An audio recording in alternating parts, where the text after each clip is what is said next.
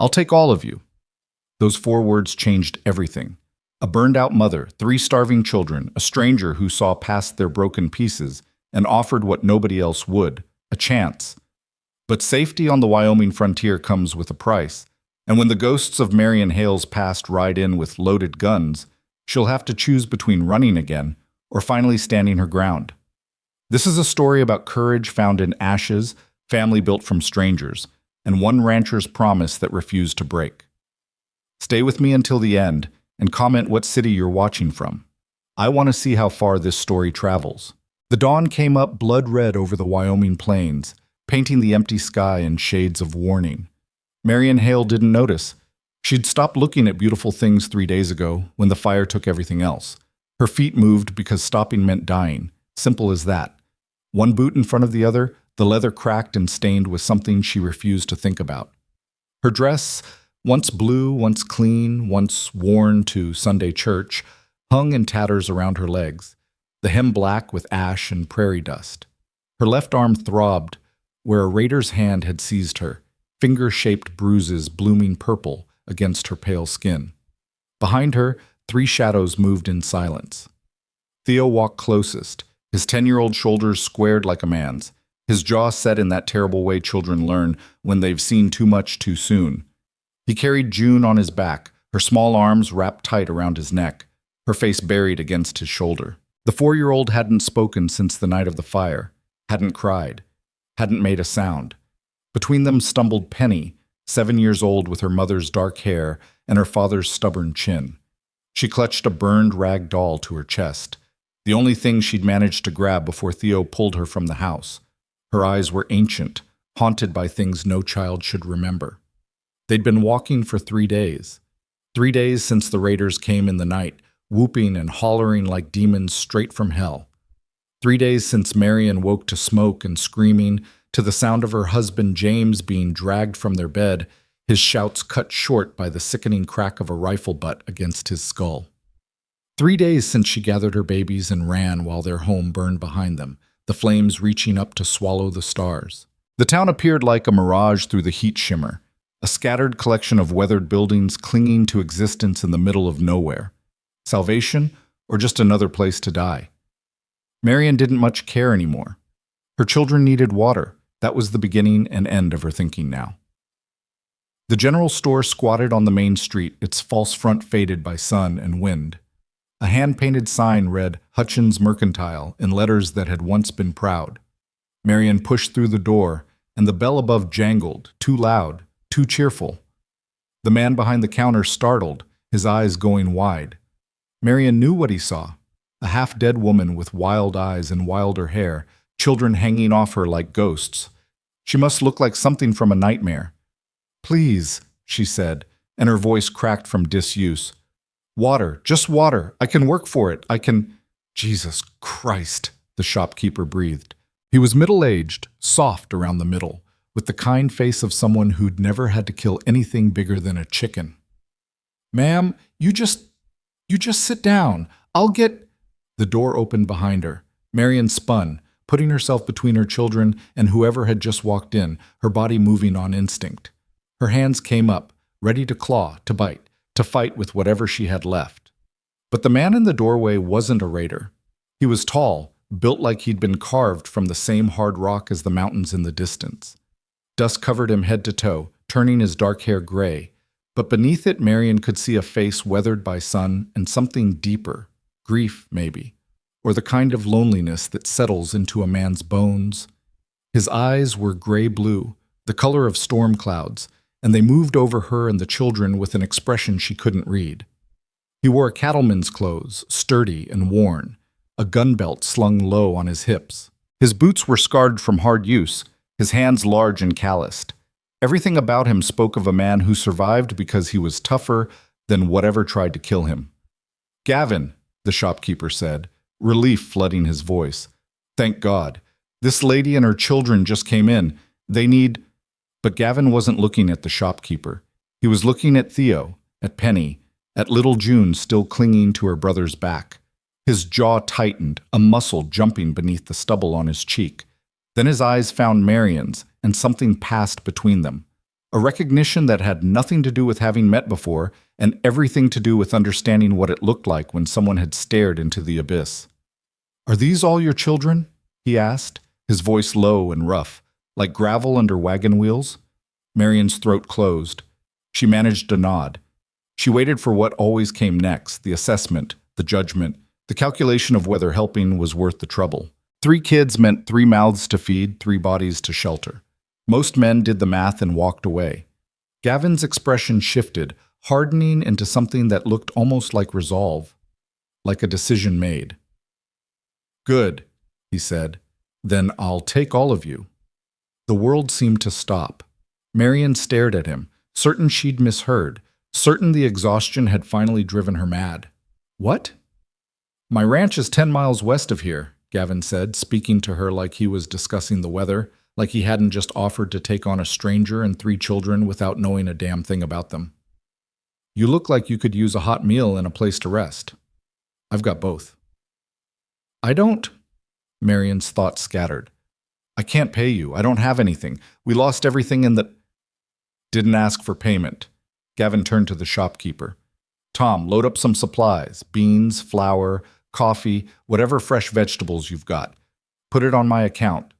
"Now, Gavin," Tom said carefully, "I'm not saying you shouldn't help these folks, but you sure you want to take on—" "I'm sure." Gavin's tone left no room for argument. He looked back at Marion, and his expression softened just slightly. "You don't have to say yes, but the offer stands. A roof, food, work, if you want it. No strings." "Why?" The word burst out of Marion before she could stop it. "Why would you do this? You don't know us. We could be—" She couldn't finish the sentence. What could they possibly be that would threaten a man like this? Gavin was quiet for a moment, his eyes distant. When he spoke, his voice was softer. "Let's just say I know what it looks like when someone's got nowhere else to go. And I've got space nobody's using." Theo shifted behind Marion, and she heard him whisper, "Mama?" She turned to look at her son, saw the exhaustion in his young face, the way he was swaying on his feet even as he held his baby sister. Saw Penny's hollow eyes, June's too still silence. They were at the end of their rope, and the rope was fraying. She thought of James, wherever he was, dead or taken, she didn't know which was worse. She thought of the 3 days they'd walked, how Theo had shared his portions with his sisters, how Penny had stopped asking when they could rest. She thought of what would happen if she said no, if she walked back out into that merciless sun with no destination and no hope. Sometimes survival wasn't brave. Sometimes it was just accepting the hand that reached out before you drowned. "Okay," Marion whispered. "Okay." Bond. The wagon ride to Gavin's ranch took 2 hours, and Marion spent every minute of it waiting for the trap to spring. She'd seen it before, in the months after the war ended and the world went mean. Men who offered help and then expected payment in the worst kind of ways. Men who smiled with friendly faces and had monster thoughts behind their eyes. She kept herself between Gavin and her children, her body tense, ready to throw herself over them at the first sign of trouble. But Gavin just drove the wagon in silence, his attention on the rutted road ahead. The only time he spoke was to point out a hawk circling overhead, to tell Theo the names of the mountains in the distance, to hand Penny a canteen without her having to ask. The children drank like they'd been crawling through desert.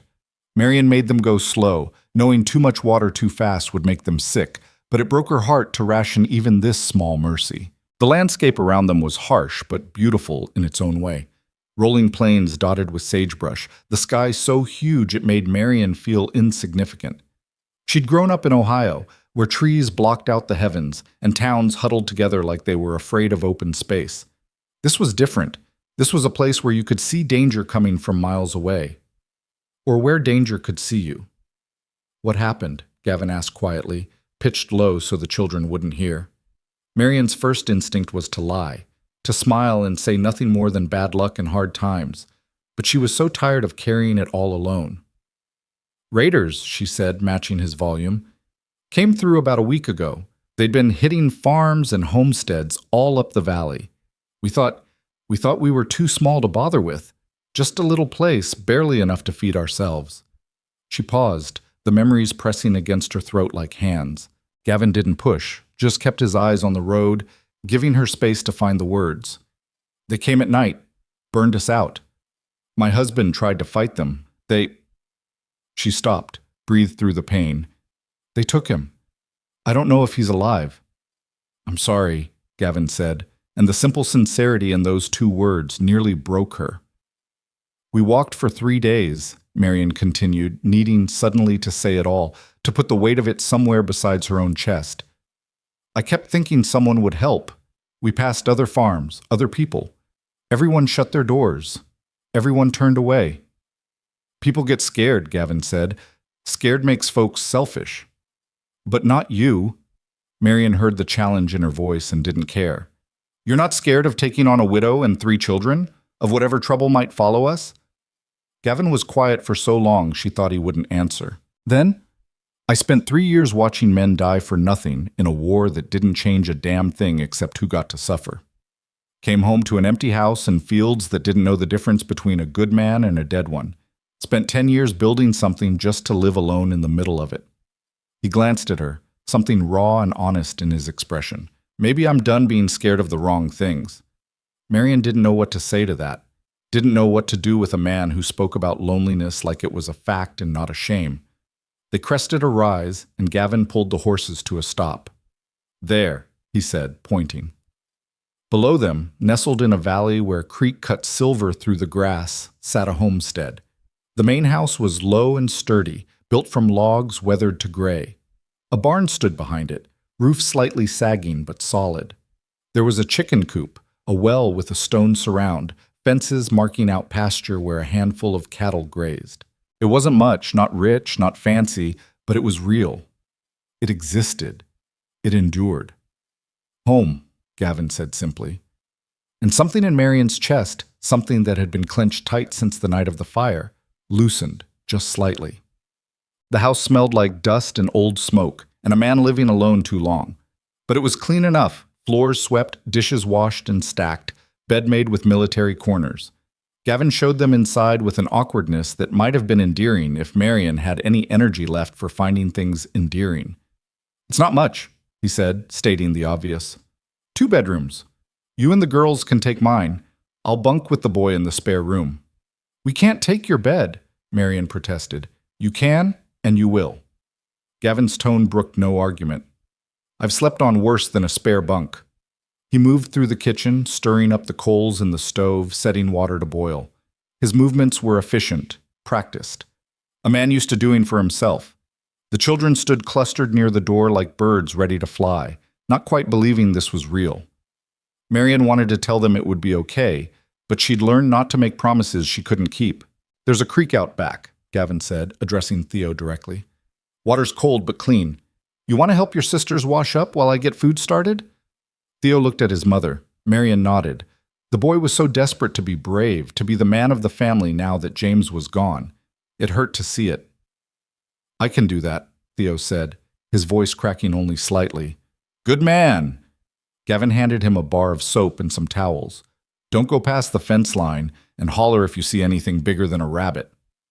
After the children filed out, moving as a unit the way they'd learned to do, Marion stood alone in the kitchen with this stranger who'd taken them in. She didn't know what to say.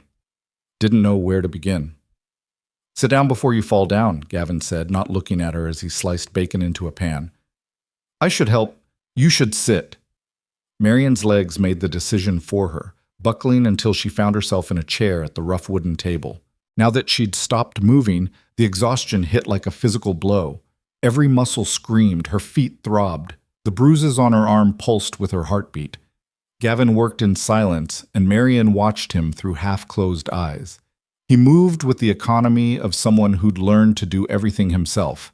No wasted motion, no fuss. The bacon sizzled. Eggs cracked into the pan. Coffee perked on the back of the stove, filling the air with a smell that reminded Marion of better times. How long have you been alone out here? She asked before she could think better of it. 10 years, give or take. No wife? Had one. She died. The flatness in his voice said that was the end of that conversation. Marion recognized the tone, the sound of grief so old it had turned to stone. She knew better than to poke at it. I'm sorry, she said. It was a long time ago. He plated up food, more food than Marion had seen in weeks. Eggs, bacon, fried potatoes, thick slices of bread with butter. Her stomach cramped at the sight of it. Children should be back soon, Gavin said. We'll eat together. And they did. Theo, Penny, and June came in pink-faced from cold water and scrubbing, looking more human than they had in days. They sat at the table with wide eyes, staring at the food like they'd forgotten such abundance existed. Go on, Gavin said gently. It's yours. Penny burst into tears. It was so unexpected that everyone froze. The little girl just sat there, sobbing, her thin shoulders shaking. Marion reached for her, but Penny shook her head, gulping air. I'm sorry, she gasped. I'm sorry. I don't know why. It's okay to cry, Gavin said quietly. He didn't move toward her, didn't crowd her, just spoke low and steady. You've been holding a lot. Sometimes you got to let it out. And somehow that made it safe. Penny cried, and then Theo started crying too. Harder, angrier, the tears of a boy trying to be a man and failing. June stayed silent on her mother's lap, but her small body trembled. Marion held her children while they broke apart, and she looked at Gavin across the table. He met her eyes with an expression she couldn't name, not pity, but something like understanding, like he knew what it was to carry weight until it crushed you, and then to finally put it down. Eat when you're ready, he said. Food'll keep warm. That first night Marion barely slept. The bed was soft, too soft after 3 nights on hard ground. The sheets smelled like lye soap and sun, clean and foreign. Through the thin walls, she could hear her children breathing in exhausted sleep, all 3 of them piled together in the bed Gavin had given up without question. She kept waiting for something bad to happen, for the door to open, for hands to reach, for the price of safety to be demanded. But the house stayed quiet, except for the settling of old wood and the distant sound of cattle lowing in the dark. In the spare room across the house, she heard Gavin moving occasionally. Restless sleeper, maybe. Or maybe he was having the same trouble believing this was real. When dawn broke gray and cold, Marion gave up on sleep and slipped out of the bedroom in her borrowed nightgown, one of Gavin's shirts, clean and worn soft. The kitchen was empty, the stove cold. She built up the fire, moving quietly, finding her way around an unfamiliar space through sheer practiced need. Coffee first. Then bread dough, because she'd seen flour in the pantry, and her hands knew how to turn it into something useful. She worked without thinking, muscle memory taking over. Knead, fold, let rise. The familiar rhythm settled something in her chest. She didn't hear Gavin come in until he spoke. You didn't have to do that. Marion jumped, spinning to find him in the doorway. He looked rumpled, half awake, his hair sticking up in the back. Without the dust coating him, she could see he was younger than she'd first thought. Mid-30s, maybe, with lines around his eyes from squinting into sun. I wanted to, Marion said. I need to do something, to earn this. You don't owe me anything.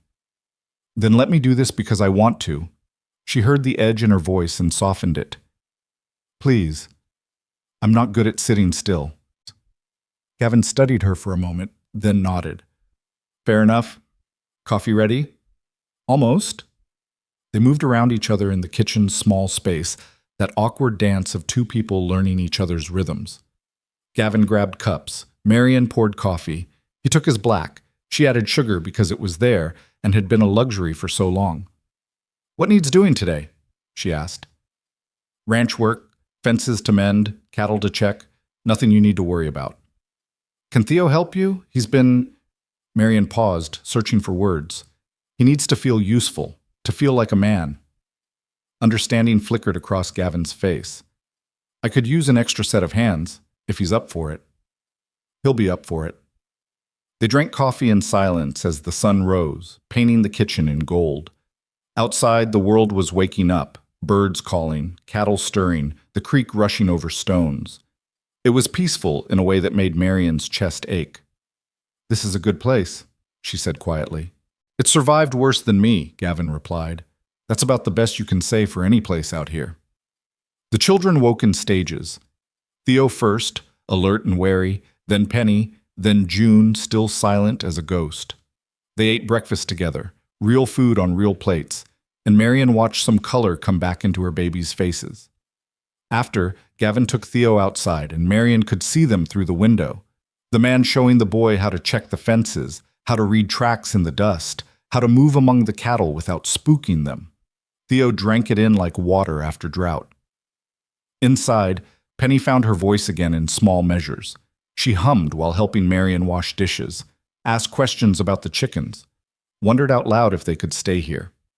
"I don't know, baby," Marion said honestly. "We'll see." "I like it here," Penny whispered. "It doesn't feel scary." Marion pulled her daughter close, pressed a kiss to her dark hair. "Me too, sweetheart. Me too." Peace. The days fell into a rhythm that felt almost like normalcy. Gavin worked the ranch from sunup to sundown, and Theo shadowed him like a devoted ghost. The boy learned quickly how to mend leather, how to rope a calf, how to read weather in the clouds. He came in each night exhausted and proud, dirt under his fingernails and new muscles forming in his thin arms. Marion took over the house without being asked, cooking, cleaning, mending the holes in Gavin's clothes that he'd been ignoring for God knew how long. She found a rhythm in the work, a purpose that didn't involve just surviving minute to minute. The kitchen became hers. The garden plot behind the house became hers. The small rituals of domestic life became hers again. Penny bloomed like a flower in good soil. She sang while feeding chickens, talked to the cattle like they were friends, spent hours by the creek collecting smooth stones and arranging them in patterns only she understood. The haunted look began to fade from her eyes. Only June stayed silent. The little girl followed Marion like a shadow, her hand always reaching for her mother's skirt. She didn't speak, didn't cry, just watched the world with those ancient eyes. Marion worried, but Gavin said to give her time.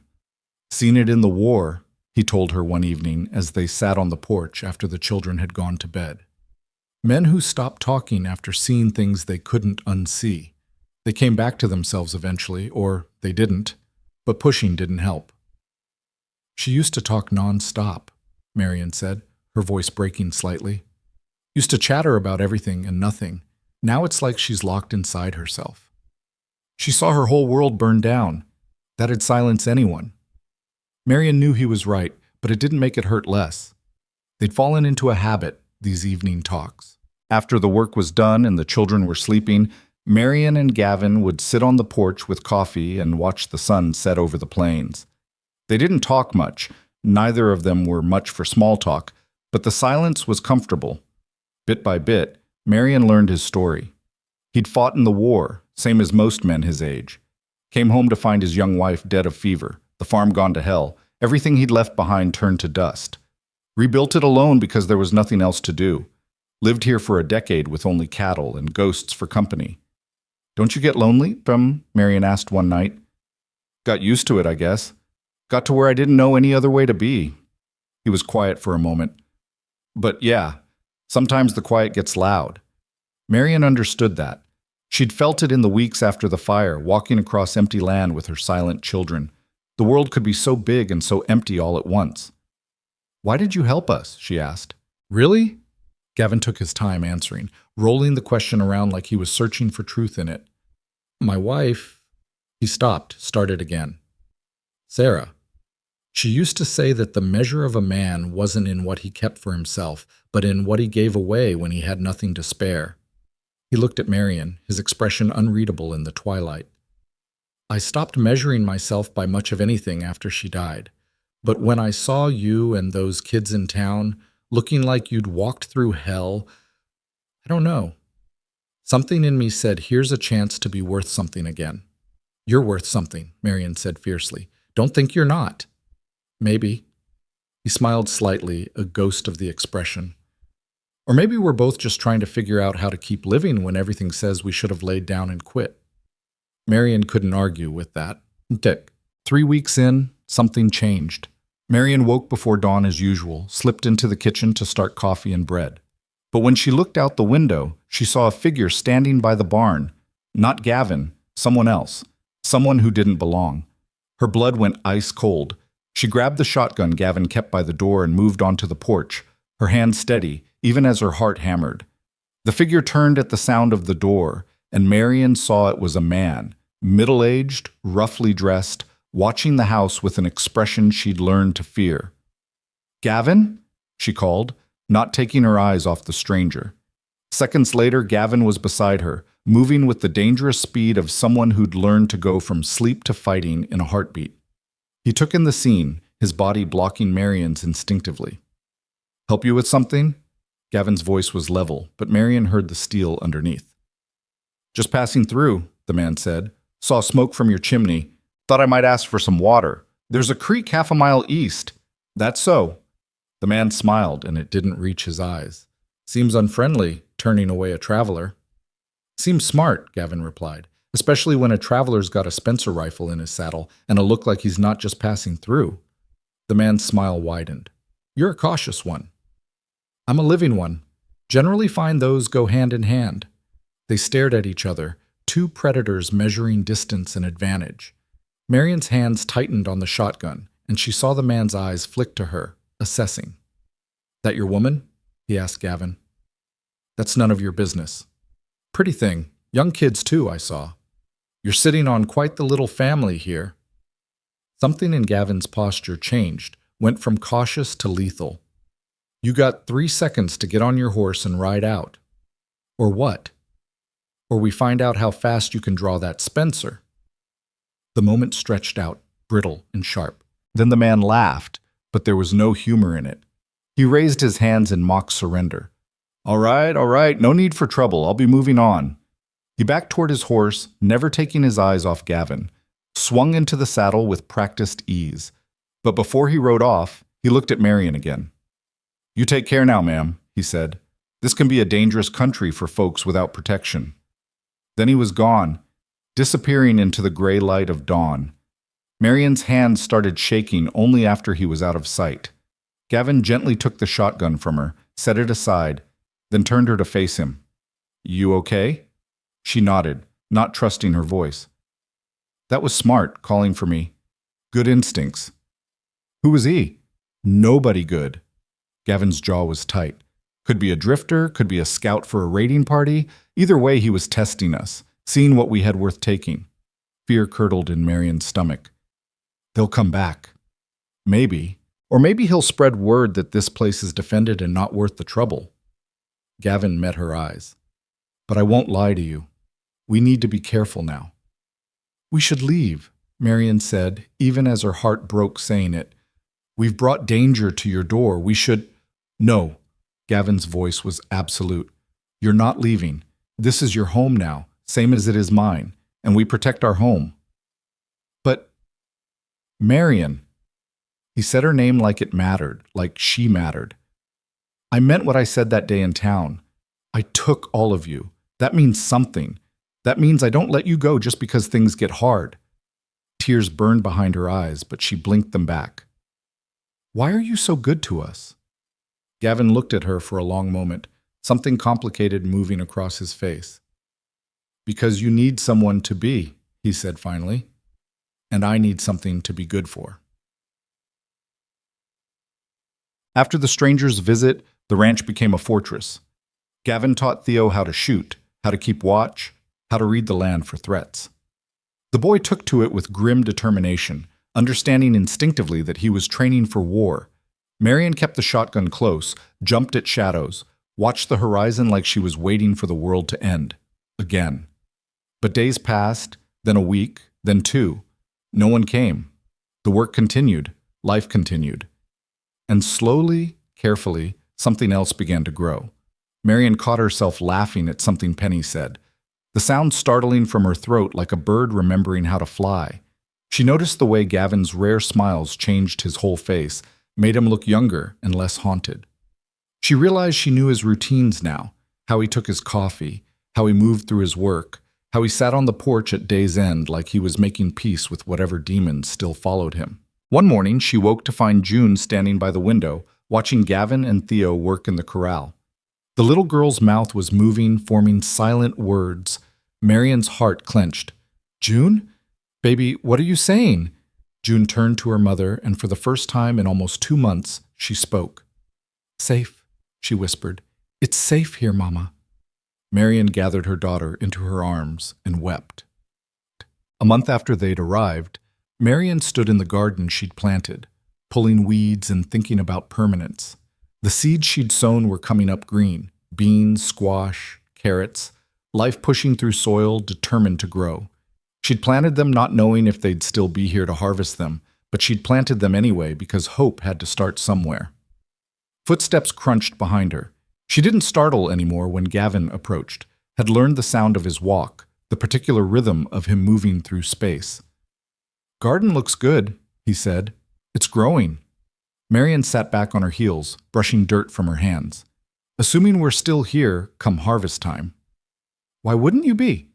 She looked up at him, squinting against the sun. "You don't owe us forever, Gavin.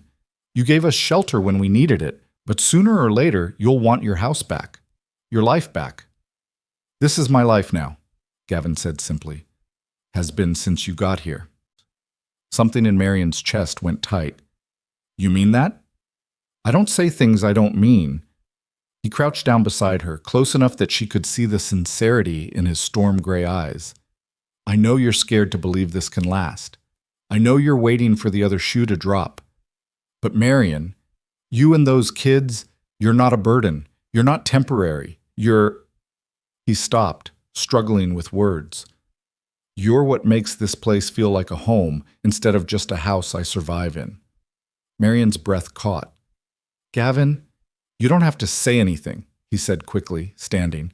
"I just wanted you to know, so you can stop looking at everything like you're about to have to run again. This is your home, for as long as you want it to be." He walked away before she could respond, leaving her kneeling in the garden with dirt on her hands and tears on her face. But they were good tears this time. That evening, after supper, June climbed into Gavin's lap. Everyone froze. The little girl had been talking in whispers now, short sentences, but she still kept distance from most people. Even Gavin, for all his gentleness, had been held at arm's length. But now she settled against his chest like she belonged there, and Gavin's big hands came up automatically to hold her steady. "Tell me a story," June said, her voice small but clear. "What kind of story?" "A happy one." Gavin looked at Marian, something helpless in his expression. She smiled, nodded. He cleared his throat. "Well," he began, "once there was a man who lived all alone on a big empty ranch. He had cows and chickens and good land, but he was lonely. He didn't even know how lonely until one day a brave family showed up needing help. And when he helped them, he found out something important." "What?" June asked, her eyes wide. "He found out that the best things in life are the things you choose to keep, not the things you were born with. And that family, they were the best thing he'd ever chosen." June smiled, and it was like sunrise after endless night. "Did they stay forever?" Gavin's eyes found Marian's across the room, asking a question without words. "Yes," Marian said softly. "They stayed forever." And in that moment, in that small kitchen with the lamplight warm around them, Marian Hale stopped waiting for the world to take everything away. She'd found a place worth fighting for. She'd found people worth fighting with. She'd found home. The first frost came early that year, painting the windows white and turning the prairie grass brittle. Marian woke to find June pressed against her side, still asleep but seeking warmth even in dreams. Through the window she could see Gavin already up, moving through the pre-dawn darkness toward the barn, his breath steaming in the cold air. 5 weeks. They'd been here 5 weeks, and Marian had almost stopped flinching at unexpected sounds, almost stopped planning escape routes in her head, almost let herself believe this could be real. She slipped from bed without waking the girls and padded into the kitchen. The house had that particular silence of deep cold, every sound muffled and precious. She built up the fire in the stove, set coffee to brew, and started pulling out ingredients for breakfast. Her hands moved through the familiar motions while her mind wandered. Last night's moment, June asking for a story, Gavin's words about choosing what to keep, the way everyone had looked at each other like they were acknowledging something none of them quite knew how to name. It sat in her chest like an ember. Warm, dangerous, full of potential to either comfort or consume. The door opened, bringing a gust of frozen air, and Gavin stomping snow from his boots. "Cold enough to freeze the devil's breath out there," he said, then caught himself. Sorry, language. Marion smiled despite herself. I've heard worse. Hell, I've said worse. Still, kids might be waking soon. He moved to the stove, warming his hands over the heat. His fingers were red with cold, the knuckles cracked from hard work and harsh weather. Storm's coming, big one from the look of those clouds. We need to bring the cattle in closer, make sure everything's battened down. What can I do to help? Gavin glanced at her, something soft in his expression. Keep the home fires burning, make sure there's hot food when we come in. That's help enough? I could do more. I'm not fragile. Never said you were. He accepted the coffee cup she handed him, their fingers brushing briefly. But that storm's going to be mean, and I need to know you and the girls are safe and warm in here. That's not me thinking you're weak. That's me not wanting to worry about too many things at once. It was reasonable. It made sense. But part of Marion still chafed at being protected instead of fighting alongside. She'd spent the last 5 weeks rediscovering how to be something other than a survivor in constant motion, but old habits died hard. Fine, she said. But if it gets bad, if you need help, I'll holler. Promise. Theo emerged from the spare room, already dressed, his hair sticking up at odd angles. At 10 years old, he was all sharp angles and growing bones, shooting up so fast his pants were getting too short, despite Marion letting out the hems twice. Morning, Mama. Morning, Gavin. He'd stopped calling him Sir a week ago, and Gavin hadn't corrected him. I can help with the cattle. Figured you'd say that. Gavin drained his coffee. Eat something first. Going to be a long day. They moved around each other in the kitchen's small space with the ease of practice now. Marion fried eggs and salt pork while Gavin and Theo discussed the work ahead. The girls woke and joined them, Penny chattering about the frost patterns on the windows, June quiet but present, her small hand finding Marion's skirt as always. After breakfast, Gavin and Theo bundled into heavy coats and headed out. Marion watched them go, the man and the boy walking side by side toward the barn, and felt that dangerous ember in her chest flare brighter. This looked like family. It felt like family. But she'd learned the hard way that things that looked solid could burn to nothing in a single night. The wind picked up as the morning wore on, rattling the shutters and howling around the corners of the house. Marion kept busy, baking bread, darning socks, teaching Penny her letters while June played with dried beans at the table, arranging them in patterns only she understood. Around midday, the snow started. Not the gentle flurries of early winter, but a wall of white that turned the world beyond the windows into nothing but howling emptiness. Mama? Penny's voice was small. Are they okay out there? They're fine, baby. Your brother's with Gavin, and Gavin knows this land like the back of his hand. But as the hours crept past and the storm grew worse, Marion's certainty wavered. She kept moving to the window, straining to see anything through the whiteout, her hands twisting in her apron. When the door finally burst open near supper time, she nearly cried with relief. Gavin and Theo stumbled in on a gust of wind and snow, both of them crusted white, shaking with cold. Jesus, Mary and Joseph, Marion breathed, rushing forward. Get those wet things off. Theo, by the stove, now. She helped Gavin out of his coat with shaking hands, feeling the ice crystals that had formed in the wool, seeing the way his lips were blue, his movements stiff and slow. We got the cattle secured, he said through chattering teeth, but it's bad out there. Worse than I thought it'd be. You scared me half to death. Sorry. He met her eyes, and something passed between them, an acknowledgement of her fear, his gratitude that she'd felt it. Won't happen again. Don't make promises you can't keep. A ghost of a smile. Fair enough. She got them both stripped down to dry clothes, pushed hot coffee and whiskey into their hands, made them sit by the fire until the shaking stopped. Theo's eyes were bright with the adventure of it, but underneath Marion could see the exhaustion, the fear he'd pushed through to keep working alongside Gavin. You did good today, Gavin told the boy. Couldn't have managed without you. Theo straightened, pride warring with weariness on his young face. Really? Really? You're turning into a fine ranch hand. I'm turning into a man. Theo said it like a challenge, like he needed Gavin to confirm it. Gavin considered him seriously. You're getting there. But being a man isn't just about doing hard work. It's about knowing when to ask for help. when to admit you're scared, when to let others carry some of the weight. He glanced at Marion. Took me a long time to learn that, longer than it should have. Something in Theo's expression shifted, softened. Did you get scared today? Hell yes, I was scared. That storm could have killed us both if we'd made a wrong turn. Fear's not weakness, son. It's information. What you do with it, that's what counts. Marion's throat tightened. She turned away, busying herself with supper, blinking back unexpected tears. Gavin was teaching her boy things James never had. How to be strong and vulnerable at once, how to survive without hardening completely. It was a gift she hadn't known she needed to give her son. The storm howled through the night and into the next day, pinning them all inside. The house felt smaller, with 5 people trapped in it, but not in a bad way. They played cards and told stories. Gavin taught the children a song his mother had taught him, something silly about a rabbit and a fiddle. Penny sang it over and over until everyone knew it by heart. June fell asleep in Gavin's lap again, and this time no one remarked on it. It was just how things were now. On the second night, after the children had gone to bed, Marion and Gavin sat by the fire with the last of the coffee.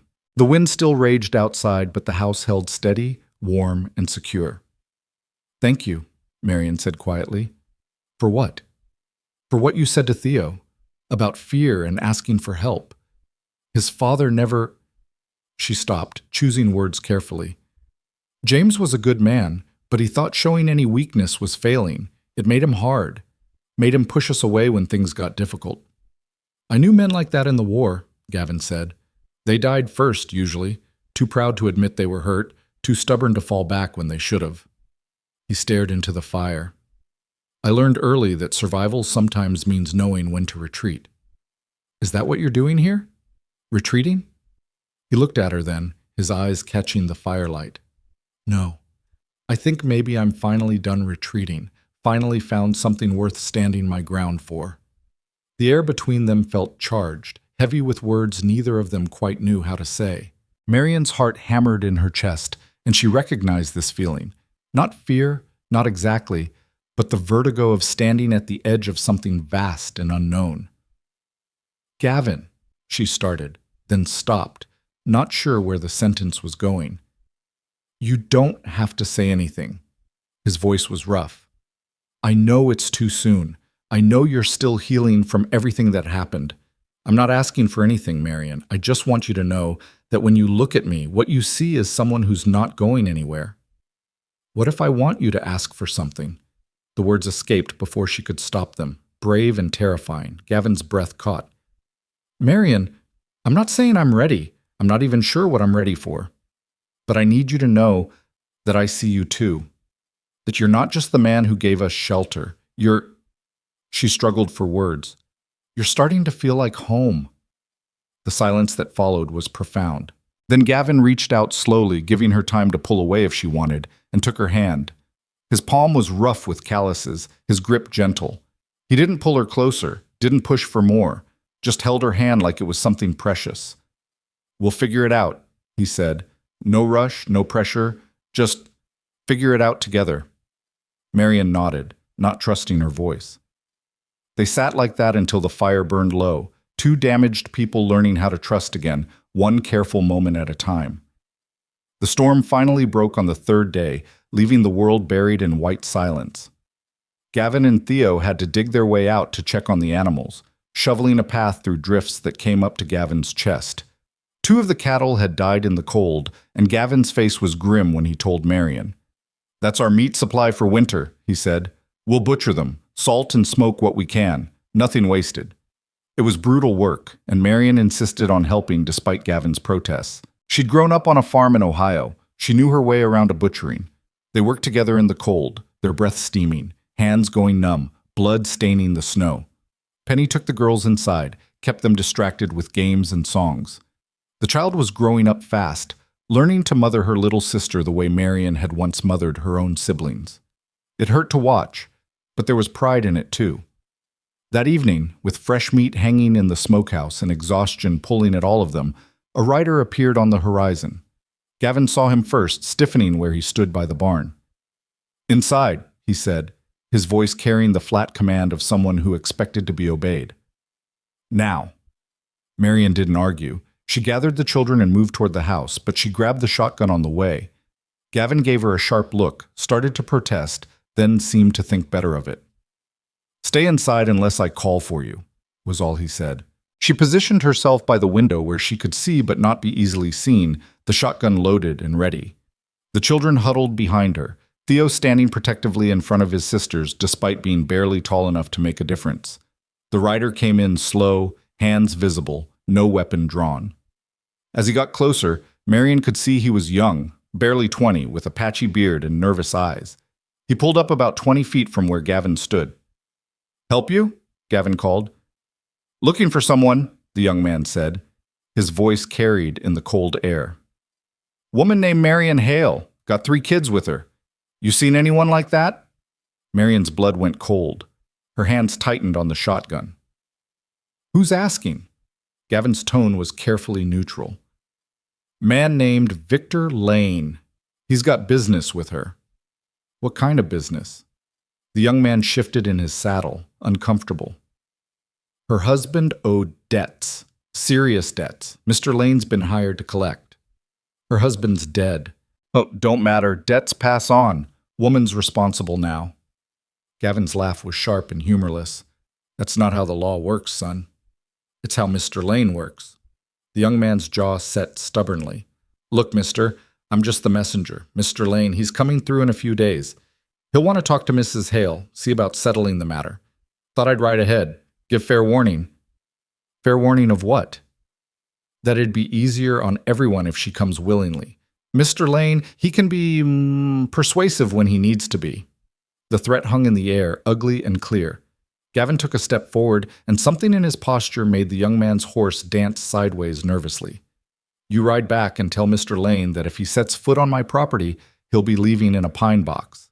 Mrs. Hale doesn't owe him or anyone else a damn thing, and she's under my protection now. He clear on that?" "Mister, you don't want to make an enemy of—" "I've made plenty of enemies. One more won't keep me up at night." Gavin's hand rested on his gun belt, casual but unmistakable. "You've delivered your message. Now get gone." The young man hesitated, clearly weighing his options. Then he tugged his horse's head around and rode off, faster than he'd come in. Gavin stayed outside, watching until the rider disappeared over the horizon. Only then did he turn back to the house, and Marion saw the tension in every line of his body. She met him at the door. "You heard?" "Every word." She was shaking, but her voice was steady. "James did owe money, a lot of it, gambling debts mostly, and other things. I didn't know how much until after he was gone and men started showing up looking for payment. That why the raiders came?" "I think so. I think someone sent them to collect, and when James couldn't pay, She couldn't finish the sentence. Gavin's hands came up to her shoulders, grounding. "Look at me. Marion, look at me." She forced her eyes to his. "You're not going anywhere," he said. "I meant what I told that boy. You're under my protection. Anyone wants to take you or the children, they'll have to go through me first." "Gavin, you don't understand. These aren't just raiders. Victor Lane he's organized, connected. He's got men, resources. He's not going to just walk away because you threatened him." "Then we'll deal with that when he gets here." Gavin's jaw was set. "But we deal with it together. You're not facing this alone." "I should leave. Take the children and go before he comes. I won't bring that kind of trouble to your door." "Too late. It's already here." His hands tightened on her shoulders. "And I'm asking you, no, I'm begging you, don't run. Stay. Fight with me. Trust that I can help keep you safe." Marion wanted to argue, wanted to protect him from her mistakes by leaving, but she was so tired of running, so tired of carrying everything alone. And the way Gavin looked at her, like she was worth fighting for, like her safety mattered more than his own, it broke something open in her chest. "Okay," she whispered. "Okay, we'll stay. But Gavin, if it comes down to a choice between your life and ours, it won't. But if it does, Marion." He pulled her closer, his forehead nearly touching hers. "There is no choice. You and those kids, you're my family now. I'd die before I let anything happen to you." "That's what I'm afraid of," she said. But she was crying now, her hands fisting in his shirt. Gavin held her while she shook, solid and warm and impossibly stubborn. Behind them, the children watched with wide eyes, understanding on some level that the brief peace they'd found was ending. The next few days passed in tense preparation. Gavin rode into town and came back with ammunition, extra supplies, a rifle he gave to Marion after making sure she knew how to use it. He taught Theo how to keep watch, how to recognize danger approaching. He reinforced the barn doors, checked every fence line, made sure there were no weak points where someone could sneak onto the property. At night, he sat up late cleaning weapons and planning defenses, his face hard and distant. Marion recognized that expression. She'd seen it on soldiers during the war years, men preparing for violence, building walls around anything soft inside them. "Talk to me," she said one night, coming to sit beside him at the table. "Nothing to say. Just getting ready." "You're shutting down, pushing us away." His hand stilled on the rifle he was cleaning. "I'm trying to keep you alive. You're treating us like something you have to protect instead of people you're with." She reached out, covered his hand with hers. "I need you to stay with us, Gavin. Not just physically, I need you here." He looked at her, and for a moment the walls cracked enough that she could see the fear underneath. "I can't lose you," he said, voice rough. "I can't lose any of you. If something happens because I wasn't strong enough, smart enough, then we face it together. But you don't get to shoulder all of this alone. That's not how family works." Family. He said the word like he was testing it, seeing how it fit. "Yes, family." Marion squeezed his hand. "You said we were, so act like it. Let me help carry this weight." Something in him softened.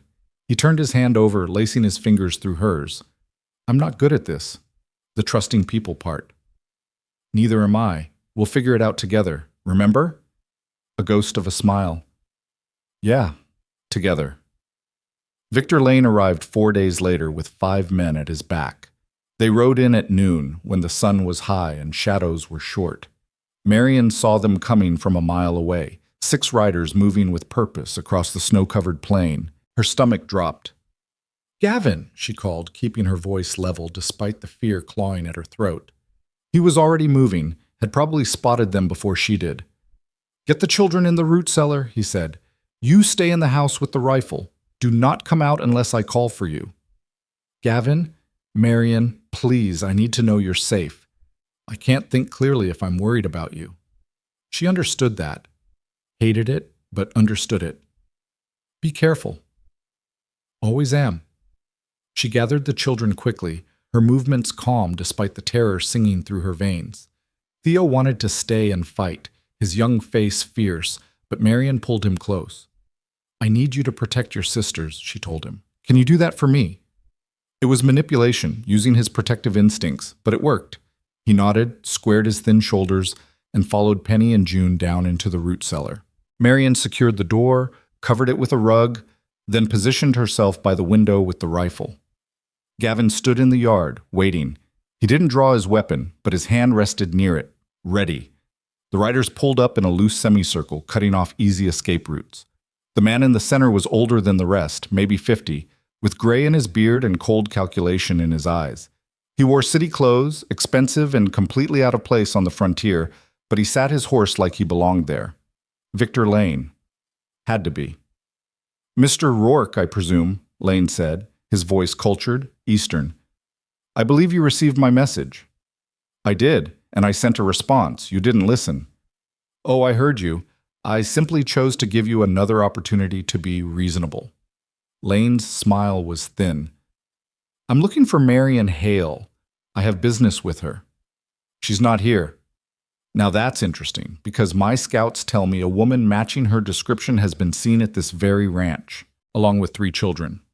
Lane's eyes flicked toward the house. "Are you calling my men liars, Mr. Rourke? I'm calling you a man who needs to turn around and leave my property." Her husband owed a substantial sum, $20,000 to be exact, plus interest. Gavin's expression didn't change. "That's a lot of money for a homesteader." "It is, which is why we're willing to be flexible about collection methods. Mrs. Hale herself would settle the debt nicely, her and the children. There are arrangements that can be made." The implication hit like a physical blow. Marion's hands tightened on the rifle, rage warring with terror. He was talking about selling them, selling her children into God knew what kind of servitude. Gavin's voice went deadly quiet. Say that again. You heard me. There are mining camps, lumber operations, places that always need workers. The woman's young enough to be useful for several years. The boy's strong. The girls can be trained for domestic service. It's a practical solution to an unfortunate situation. You're talking about slavery. I'm talking about debt collection, perfectly legal under territorial contract law. The hell it is. Lane sighed like he was dealing with a stubborn child. Mr. Rourke, I don't want trouble. I'm a businessman. I'm simply recovering assets owed to my employers. If you hand over Mrs. Hale and the children, you can go back to your quiet life. If you don't, he gestured to the men flanking him. Well, that would be unfortunate. Gavin didn't move, but something in his stance shifted. Marion recognized it. The subtle redistribution of weight, the loosening of shoulders that meant a man was preparing to draw. Those people in my house are my family, Gavin said. That makes them off limits. You want them, you go through me. 1 man against 6? Those aren't good odds. I've faced worse. Lane studied him for a long moment, reassessing. You're serious. As death. Very well. Lane's smile turned cold. You had your chance to be civilized about this. He nodded to his men, and everything exploded into violence. One of Lane's men drew first, and Gavin moved faster than Marion thought possible. His gun cleared leather in a blur, fired once, twice. The first man went down screaming, clutching his shoulder. The second dropped his weapon, hands flying up in surrender. The other 3 scattered, looking for cover. Gavin dove behind the water trough, and bullets tore into the wood where he'd been standing a second before. Marion didn't think. She smashed out the window with the rifle barrel and fired at the nearest rider. The shot went wide, but it was enough to make him wheel his horse around, spooked by the unexpected attack from the house. "Marion, stay down!" Gavin shouted, but his voice was nearly lost in the gunfire. One of Lane's men was circling toward the barn, trying to flank Gavin's position. Marion tracked him with the rifle, waited until she had a clear shot, and fired. This time she didn't miss. The man toppled from his horse with a scream, blood blooming on his thigh. Victor Lane had fallen back, using his remaining men as a shield. He was shouting orders, directing them like pieces on a chessboard. But his men were spooked now, caught between Gavin's deadly accuracy and Marion's rifle fire from the house. Another man went down, caught by Gavin's bullet in the leg. He rolled behind a fence post, crying out for his companions to help him, but no one was coming. The smart ones were already retreating. "Enough!" Lane's voice cut through the chaos. "Fall back! Fall back!" The remaining men didn't need to be told twice. They grabbed their wounded and rode hard, leaving trails of blood in the snow. Victor Lane went last, his face twisted with rage, and something that might have been respect. "This isn't over, Rourke," he called back. "I'll return with more men." "I'll be waiting!" Gavin shouted. Then they were gone, disappearing back across the plains, and silence fell like a hammer. Gavin stayed behind the trough for a long moment, gun still drawn, making sure it wasn't a trick. Only when he was satisfied did he straighten, turning toward the house. "Marion, you hit?" "No." She sagged against the window frame, adrenaline draining away and leaving her shaking. "No, we're okay." He crossed to the house in long strides, took the stairs 2 at a time. The moment he was inside, Marion found herself pulled against his chest, his arms iron tight around her. "You weren't supposed to shoot," he said into her hair, his voice rough. "You were supposed to stay hidden. They were flanking you. I wasn't going to let them shoot you in the back." He pulled away enough to look at her, and his expression was complicated. Anger, fear, pride all mixed together. "You could have been killed. So could you." She grabbed his shirt. "We're in this together, remember? That means I don't sit in the house while you fight my battles." For a moment she thought he'd argue. Then he kissed her, hard and desperate. A kiss that tasted like gunpowder and relief and the terrifying acknowledgement that they'd both almost died. When they broke apart, both breathing hard, Marion said, "The children." They went together to the root cellar, uncovered the door, and found 3 pairs of eyes staring up at them in the darkness. Theo had positioned himself in front of his sisters, a rusted shovel clutched in his hands like a weapon. "Is it over?" he asked, trying to sound brave and almost managing it. "For now," Gavin said. He helped them out, checked them over for injuries, even though they'd been safe below ground. You did good, son. Protected your sisters like I asked. Will they come back? Probably. Then we'll fight them again. Theo's jaw was set, and he looked so much older than 10. We won't let them take us. Gavin rested a hand on the boy's shoulder. No, we won't. That night, after the children were asleep, after they'd cleaned weapons and checked perimeter defenses and done everything they could to prepare for the next attack, Marion and Gavin sat together on the porch. The stars were brilliant overhead, cold and distant and beautiful. Somewhere out there, Victor Lane was regrouping, planning his next move. But here, in this moment, there was peace. I need to tell you everything, Marion said, about James's debts, about what happened before. You don't owe me. I do. She cut him off gently. If we're going to face this together, you need to know what we're facing. So she told him. All of it. How James had always been a gambler, always sure the next hand would be the winning one. How the debts had piled up, small at first, then crushing.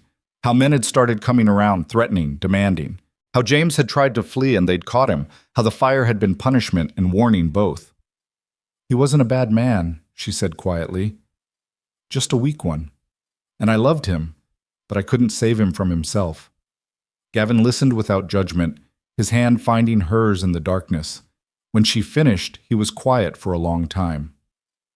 We'll need help, he said finally. Can't defend against a serious attack with just the two of us. I know some men in town, former soldiers. They owe me favors. I won't let you die for us. And I won't let Lane take you. He turned to face her. Marion, I meant what I said before. You're my family now. All of you. That means something to me. That means everything. Why? She asked, the question that had been building for weeks. Why us? Why take on all this trouble for people you barely know? Gavin was quiet, his eyes on the stars. When he spoke, his voice was soft. After Sarah died, I spent 10 years just existing, going through motions, working the ranch because it was something to do, not because I cared. I was alive, but I wasn't living. He looked at her. Then you walked into that store, half dead and fierce as hell, and something in me woke up, like I'd been holding my breath for a decade and finally remembered how to breathe. Marion's throat tightened. Gavin, I'm not asking for anything, he said quickly, not trying to push you into something you're not ready for. I just need you to understand why I'm willing to fight for this. For you. Because you made me remember what it feels like to have something worth protecting. She kissed him then, slow and deliberate, pouring into it all the things she didn't have words for. When they broke apart, she pressed her forehead to his. We're going to survive this, she said. Together. Together, he agreed. And beneath the cold stars, on a ranch that had become home, they held each other and prepared for war. The sun hadn't fully risen when the riders came the next morning, 3 men on horseback, but these ones weren't Victor Lane's hired guns. Gavin recognized the lead rider immediately and relaxed his grip on the rifle he'd been holding since dawn. That's Marcus Webb, he told Marion, who'd positioned herself at the window again, shotgun ready. Fought with him in the war. If he's here, it's because I sent word. Marcus Webb was a mountain of a man, broad-shouldered and scarred, with a black beard shot through with gray and eyes that had seen too much.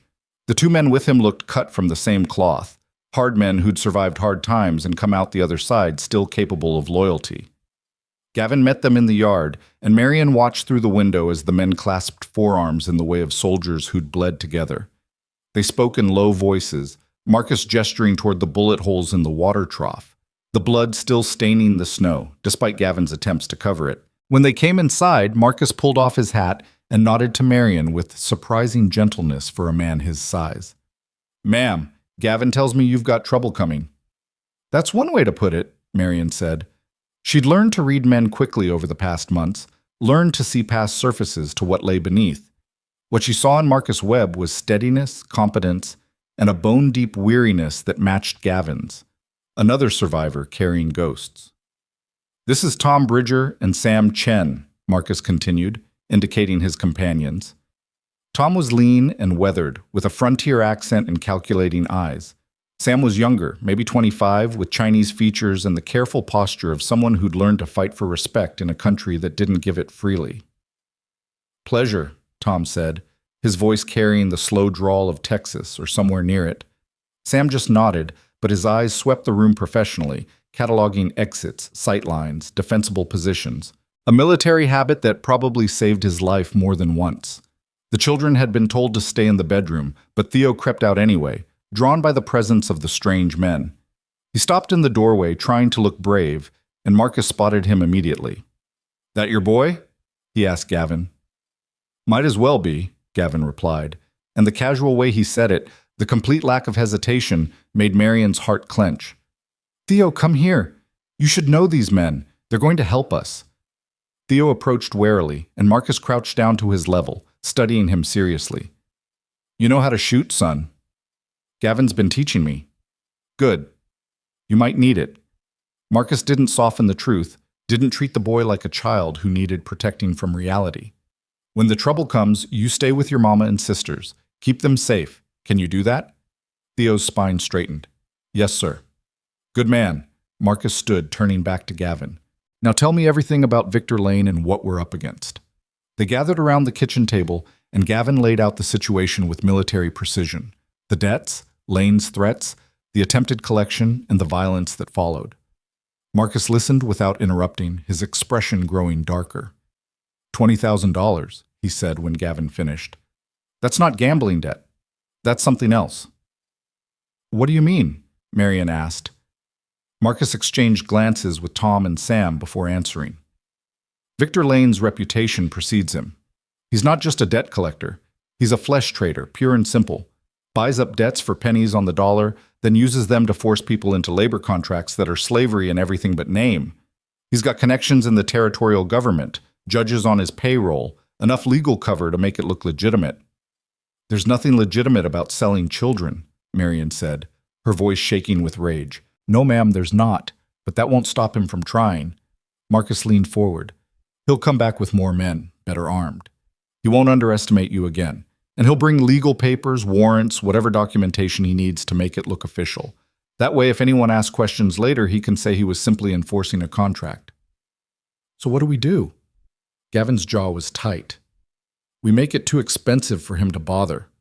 Tom spoke up for the first time, his voice pragmatic. "Men like Lane, they're businessmen first. If collecting this particular debt costs more than it's worth, he'll move on to easier targets." "How do we make it expensive?" "We fortify this place like it's Fort Sumter," Marcus said. "We make it clear that taking you will cost him men, ammunition, time, and money. And we spread word through every town between here and Denver about what he's really doing. Slavery might be legal on paper in some territories, but people don't like it. Public opinion matters, even out here." "That could take days," Marion protested. "We don't have days. He said he'd be back." "He'll wait," Sam said quietly. It was the first time he'd spoken, and everyone turned to look at him. "He's wounded now, in more ways than one. Lost men, lost face. He'll regroup, gather reinforcements, plan better. That gives us maybe a week, 2 if we're lucky." "Then we use that time," Gavin said. "Marcus, can you get word out to the other ranchers? Anyone who's had run-ins with Lane, anyone who might be willing to stand against him?"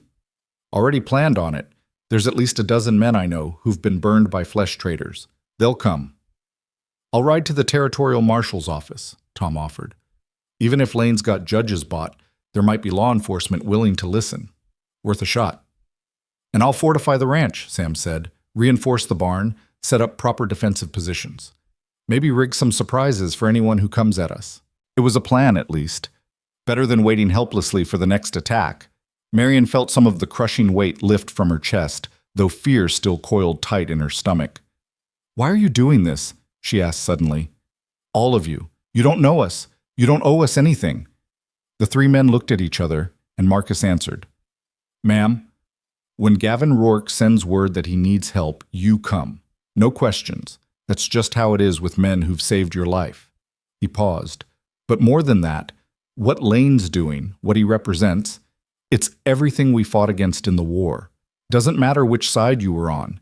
The idea that a man can own another person, that children can be property. That's evil. And if you don't stand against evil when you see it, what's the point of anything? Simple words simply said, but they carried the weight of conviction. Marion nodded, not trusting herself to speak. Over the next 3 days, the ranch transformed into a fortress. Sam proved to be a genius at defensive engineering, directing the construction of reinforced positions behind the barn, the water trough, even inside the house itself. He showed Theo how to reload rifles quickly, how to pass ammunition without exposing yourself to fire. The boy absorbed everything like a sponge, his young face set with grim determination. Marcus rode out each morning and returned each evening with news. 3 ranchers had committed to sending men if trouble came. The territorial marshal was looking into the matter, which meant nothing would happen quickly, but at least the legal machinery was moving. Word was spreading through the region about Victor Lane's true business, and public sentiment was turning against him. Tom came back on the 4th day with interesting information. Lane's holed up in Rawlins, about 40 miles east. He's recruiting, paying top dollar for guns. Word is he's put together a force of about 15 men. Oh, 15 against how many of us? Gavin asked. If everyone comes who's promised, maybe 10. Not great odds. We don't need to win, Sam pointed out. We just need to make it costly enough that Lane decides the debt isn't worth collecting. Or we kill him, Theo said quietly from the doorway where he'd been listening. All the adults turned to look at the boy. His face was hard, older than his years, and there was something in his eyes that Marion recognized with horror, the willingness to do violence, to cross lines that couldn't be uncrossed. Theo, no, she said. Why not? He looked at her defiantly. He wants to take us, to sell us like we're cattle. Why shouldn't we kill him first? Because killing changes you, Gavin said quietly.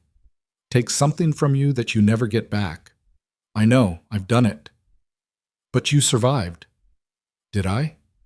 Gavin's smile was sad. Some days I'm not sure. Theo, I understand wanting to protect your family. That's good. That's right. But don't be eager for blood. It's a weight you carry forever.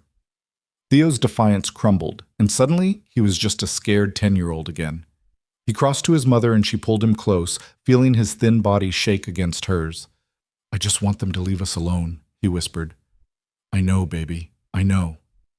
That night, unable to sleep, Marion found Gavin on the porch as usual. It had become their ritual, these quiet hours after everyone else was asleep, when they could drop their guards and just be 2 people trying to survive.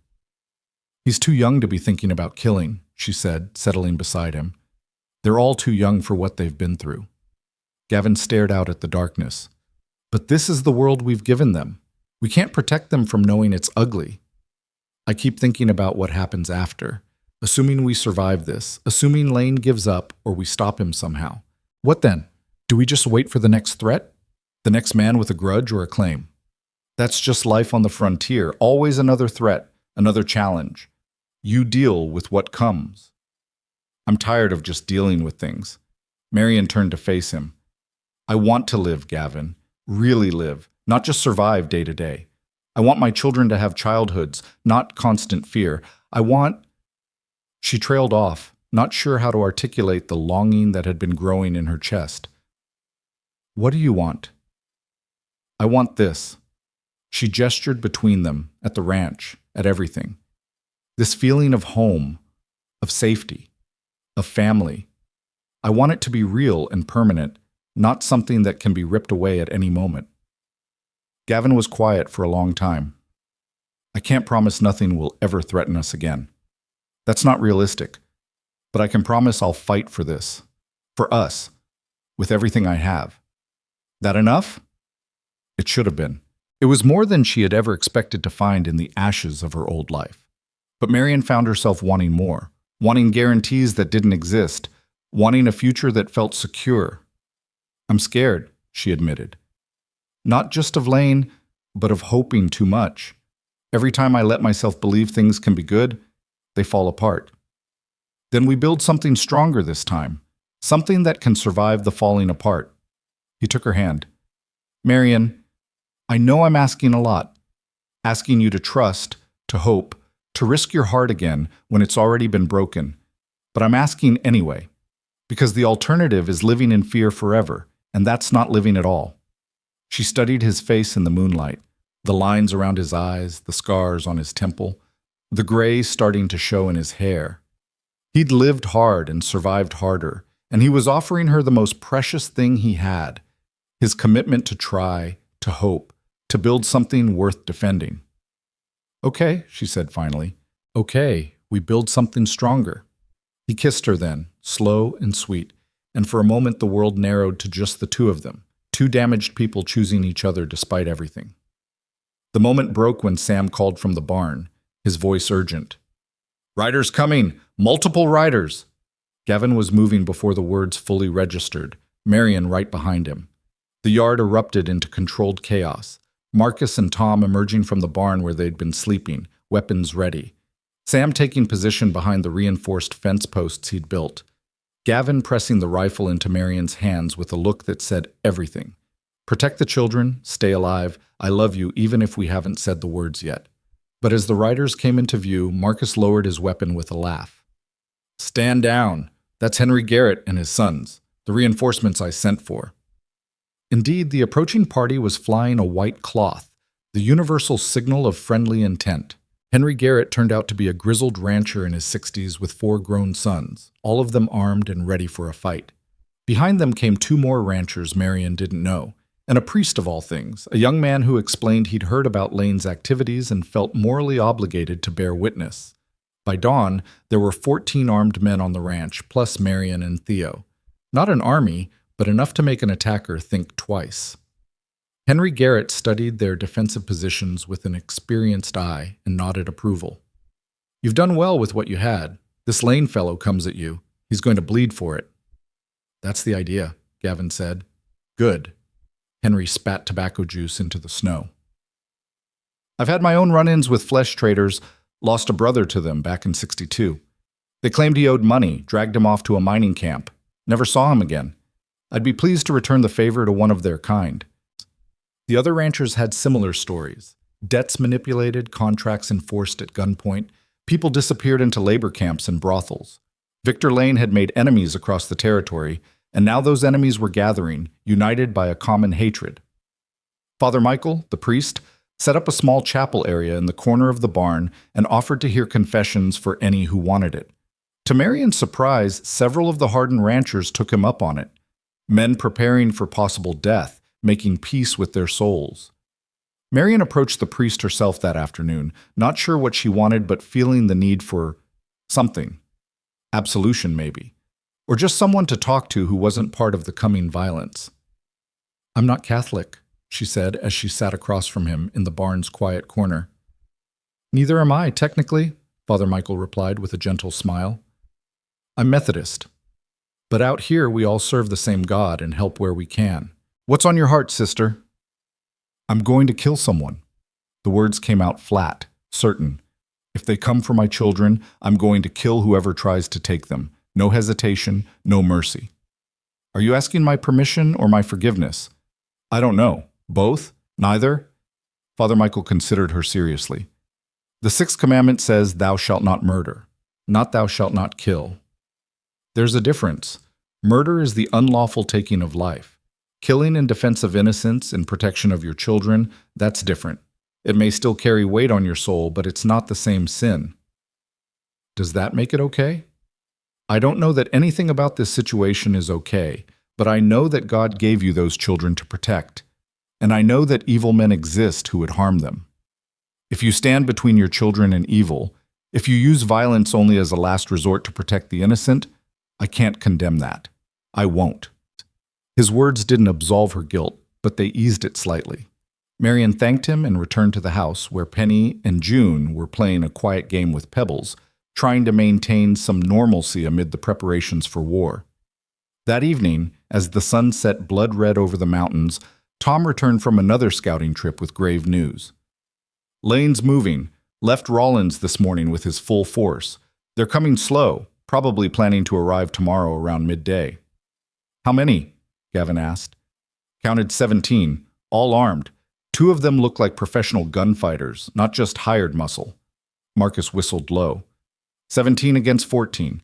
and they'll have the advantage of choosing when and how to attack. Then we take that advantage away, Sam said. He'd been studying the land around the ranch all week, and now he unrolled a map on the kitchen table. There's a natural bottleneck about 2 miles east, canyon walls on both sides, only one way through. If we position men there, we can slow them down, maybe even turn them back before they reach the ranch. An ambush, Henry said, nodding slowly. Risky, but it might work. Or it might get us killed, one of the other ranchers pointed out. Everything about this might get us killed, Marcus replied. Question is, do we wait here and let them dictate the terms, or do we take the fight to them? All eyes turned to Gavin. He hadn't asked to be the leader, but somehow he'd become it anyway. The final decision rested with him. He looked at Marion, and she saw the question in his eyes. This was her fight, her debt, her danger. Did she want him to risk these men's lives in an offensive action? She thought of June's silence after the fire, of Penny's nightmares, of Theo trying to be a man before he'd finished being a boy. She thought of what Victor Lane wanted to do to them, the hell he planned to sell them into. We fight, she said clearly. We take the fight to them, and we end this. Gavin nodded. Decision made. Sam, Marcus, pick your men and set up at that bottleneck. Wait until they're fully committed to the passage, then hit them hard. The goal isn't to kill them all. It's to break their will to fight. Tom, you and Father Michael stay here with Marion and the children. If any get through, you're the last line of defense. What about you? Marion asked, though she already knew the answer. I'm going with the ambush party. Lane knows me. He'll be looking for me. I need to be there. She wanted to argue, wanted to beg him to stay where it was safe, but she knew that wasn't who he was. He'd fight on the front line because that's what leaders did, what men of honor did. So instead, she just pulled him aside, away from the others, and kissed him hard. Come back to me, she whispered against his mouth. Always. Promise me. Because I love you, Gavin Rourke, and I'm not ready to lose you. His arms tightened around her. I love you too. Have since the day you walked into that store looking like hell itself and still ready to fight the world. I'll come back. We'll finish this. They held each other while the other men made final preparations, while weapons were checked and ammunition distributed, while horses were saddled and positions assigned. Then, as full dark fell, 11 men rode out toward the eastern bottleneck, leaving Marion, the children, Tom, and Father Michael alone at the ranch. The hours that followed were the longest of Marion's life. She tried to keep busy, tried to keep the children distracted, but her mind was with Gavin, imagining every possible disaster. Theo paced like a caged animal, furious at being left behind. Penny clung to her mother. June had gone silent again. Tom checked and rechecked their defensive positions.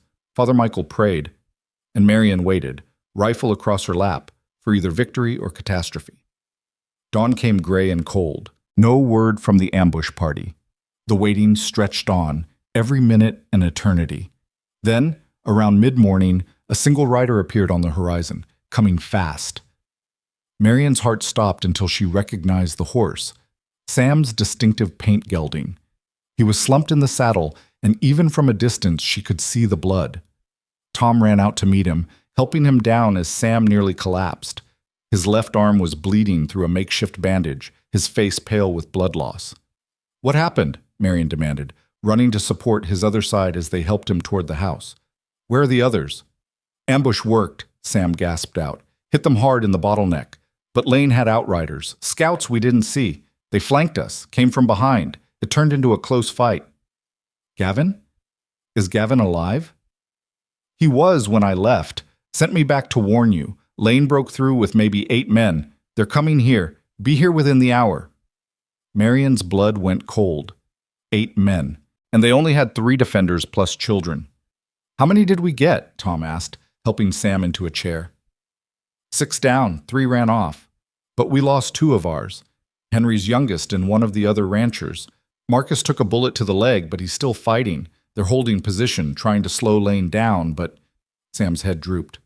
I'm sorry. We did our best. You did fine, Father Michael said gently, starting to tend Sam's wound. Rest now. We'll handle what comes. Marion's mind raced. 8 men coming, probably furious. Definitely out for blood. 3 defenders, one of them wounded. 4 children to protect. The root cellar, she said suddenly. We put the children in the root cellar like before. Board it up, hide it. If Lane gets past us, maybe they won't find them. And if he does find them? Theo asked, his voice shaking but determined. I'm not hiding while you fight. I'm not. Theo? No, Mama. I'm 10 years old enough to help, old enough to fight for my family. He picked up the rifle Gavin had been teaching him with. Please, let me be a man when it matters. Marion looked at her son, saw the fear and courage warring in his young face, and felt something break open in her chest. He was too young, far too young. But this was the world they lived in, and he was right.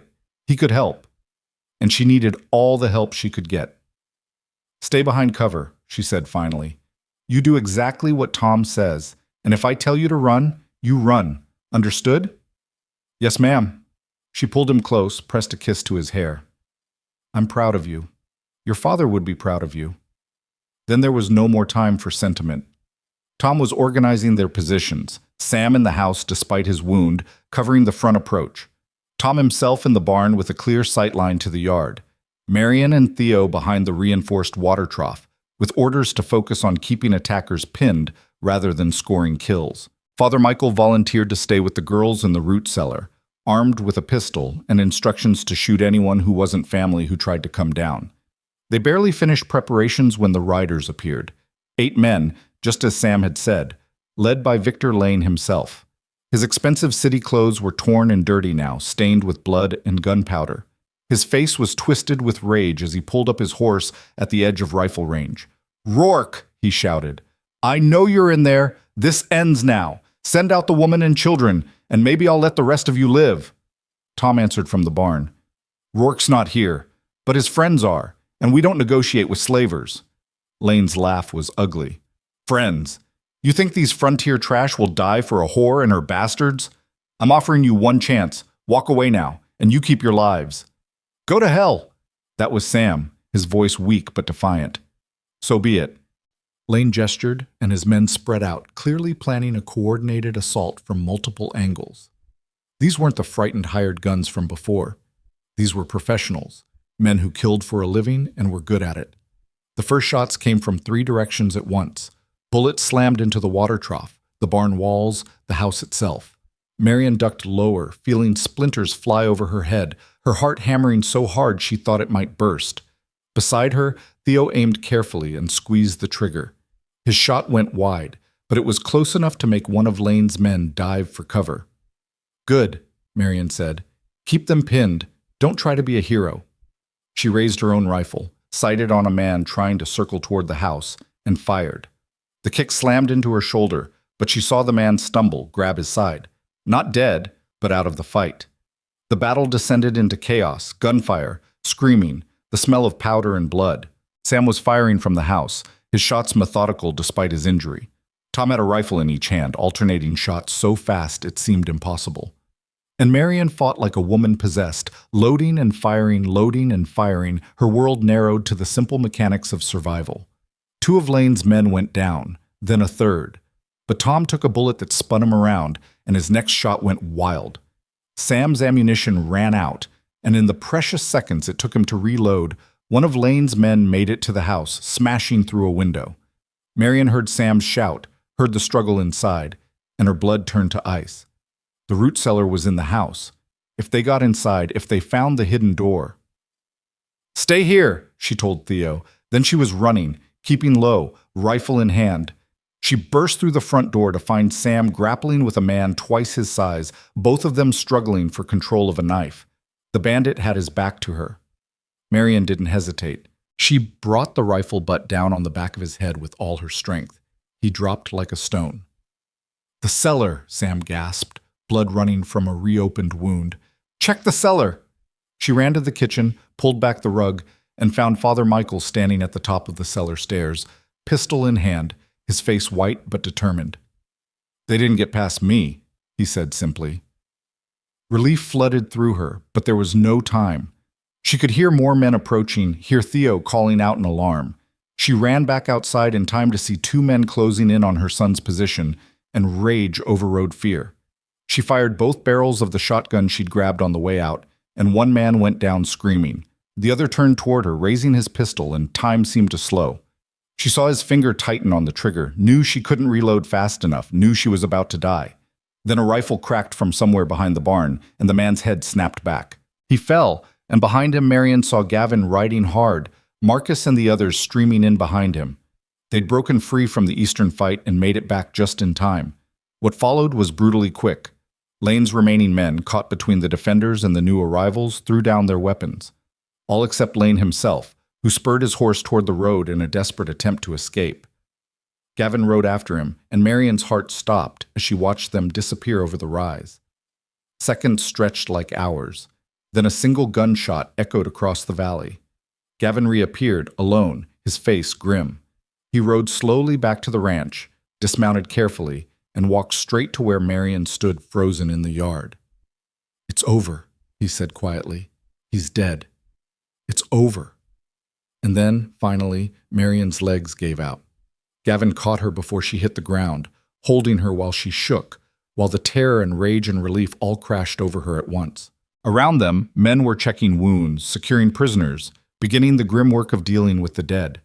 But in that moment, holding each other in the aftermath of violence, Marion and Gavin were just two people who'd survived impossible odds, who'd fought for their family and won. The girls emerged from the root cellar, frightened but unharmed. Theo limped over, sporting a graze on his arm that he wore like a badge of honor. The defenders gathered, exhausted, bloodied, but alive. They'd lost 3 good men. 5 more were wounded, some seriously. But they'd won. They'd stood against evil and pushed back. As the sun climbed higher, burning away the gun smoke and the shadows, Marion looked around at this ranch that had become home, at these people who'd become family, at the man who'd risked everything to protect them. "Is it really over?" she asked Gavin quietly. He pulled her closer, his arms solid and real around her. "This part is. There'll be other challenges, other threats. That's just life. But we'll face them together. Together." The most beautiful word in the English language. Marion let herself lean into him, let herself finally, truly believe that they were safe, that they could build something lasting here, that love and courage and stubbornness might actually be enough. The battle was over. The war was won. And life, real life, could finally begin. The weeks following the battle passed in a blur of healing and rebuilding. The wounded men recovered slowly in the barn that had been converted into a makeshift infirmary, with Father Michael tending to their injuries and Marion bringing food and clean bandages 3 times a day. Marcus's leg wound kept him laid up for 2 weeks, but he bore it with good humor, claiming he'd survived worse in the war, and at least this time he had decent company. The bodies of the fallen, both friend and enemy, were buried on a hillside overlooking the ranch. Father Michael conducted services for all of them, refusing to discriminate between the men who'd died defending innocents and those who died trying to harm them. "God sorts them out in the next life," he said simply. "In this one, they all deserve to go into the ground with dignity." Marion stood at those graves every morning for the first week, looking at the fresh-turned earth and thinking about the 3 men who died defending her family. Henry Garrett's youngest son had been only 19, barely more than a boy. She hadn't even learned his first name before he'd taken a bullet meant for someone else. "You can't carry their deaths," Gavin told her one morning, finding her there as the sun rose. "They made their choice. They knew the risks. That doesn't make it easier." "No, it doesn't." He stood beside her, his hand finding hers. "But we honor them by living, by building something good with the life they helped protect." She knew he was right, but grief didn't follow logic. It sat heavy in her chest alongside the relief and joy of survival, a complicated tangle of emotions she didn't know how to sort through. The territorial marshal finally arrived 3 weeks after the battle, accompanied by 2 deputies and a look of bureaucratic resignation. He interviewed everyone, examined the bodies of Victor Lane and his men, reviewed the documents Lane had been carrying that outlined his debt collection schemes and labor contracts. The evidence was damning, painting a picture of systematic exploitation that had been going on for years across multiple territories. "This is bigger than one man's operation," the marshal said, sitting at Marion's kitchen table with a cup of coffee and a weary expression. Lane was working for someone, probably someone back east with political connections. "This won't end cleanly." "What does that mean for us?" Gavin asked. Means you're clear of any wrongdoing. Self-defense, protection of innocence, defense of property. It's all justified. But the people Lane worked for, they might not see it that way. They might send someone else. Marion's stomach dropped. So we're just supposed to wait for the next threat? The marshal sighed. I'm not saying that. I'm saying be careful. Keep your guard up. But honestly, after what happened here, after the losses Lane's employers took trying to collect on this debt, I'd be surprised if they thought it was worth pursuing. Sometimes the best way to end a fight is to make yourself too expensive to be worth fighting. That's what Marcus said, Gavin replied. Marcus Webb's a smart man. Listen to him. The marshal stood, settling his hat on his head. For what it's worth, you folks did right. What Lane was doing, what he represented, it's a stain on the territory. Good men like you standing up against it, that matters. After the marshal left, Marion and Gavin stood on the porch watching him ride away. The late afternoon sun painted everything gold, and the ranch looked peaceful, almost idyllic. It was hard to believe that just weeks ago blood had stained this ground. Do you think he's right? Marion asked. That they won't come after us again? I think we made it very clear that we're not easy targets. Gavin's arm came around her shoulders, and I think word spread. Everyone between here and Denver knows what happened, knows what we were fighting against. That kind of publicity makes it hard for men like Lane's employers to operate. So we just go back to normal life? I don't think there's any back about it. We go forward, build something new. Building something new turned out to be harder and better than Marion had expected. The ranch needed repairs from the battle damage. Bullet holes in the barn walls, a shattered window in the house, fence posts that had been used for cover and needed replacing. But the work felt different now, purposeful rather than desperate. They weren't just surviving anymore. They were creating a home. Marcus stayed on after his leg healed, claiming he had nowhere better to be and the ranch could use an extra hand. Tom Bridger drifted back after a month with news that Lane's organization had collapsed. Its leaders either arrested or fled, and the territorial government was actually investigating labor exploitation for once. Sam Chen came and went, but he always returned, drawn by something he never quite put into words. Maybe the sense of belonging, of being valued for who he was rather than judged for what he looked like.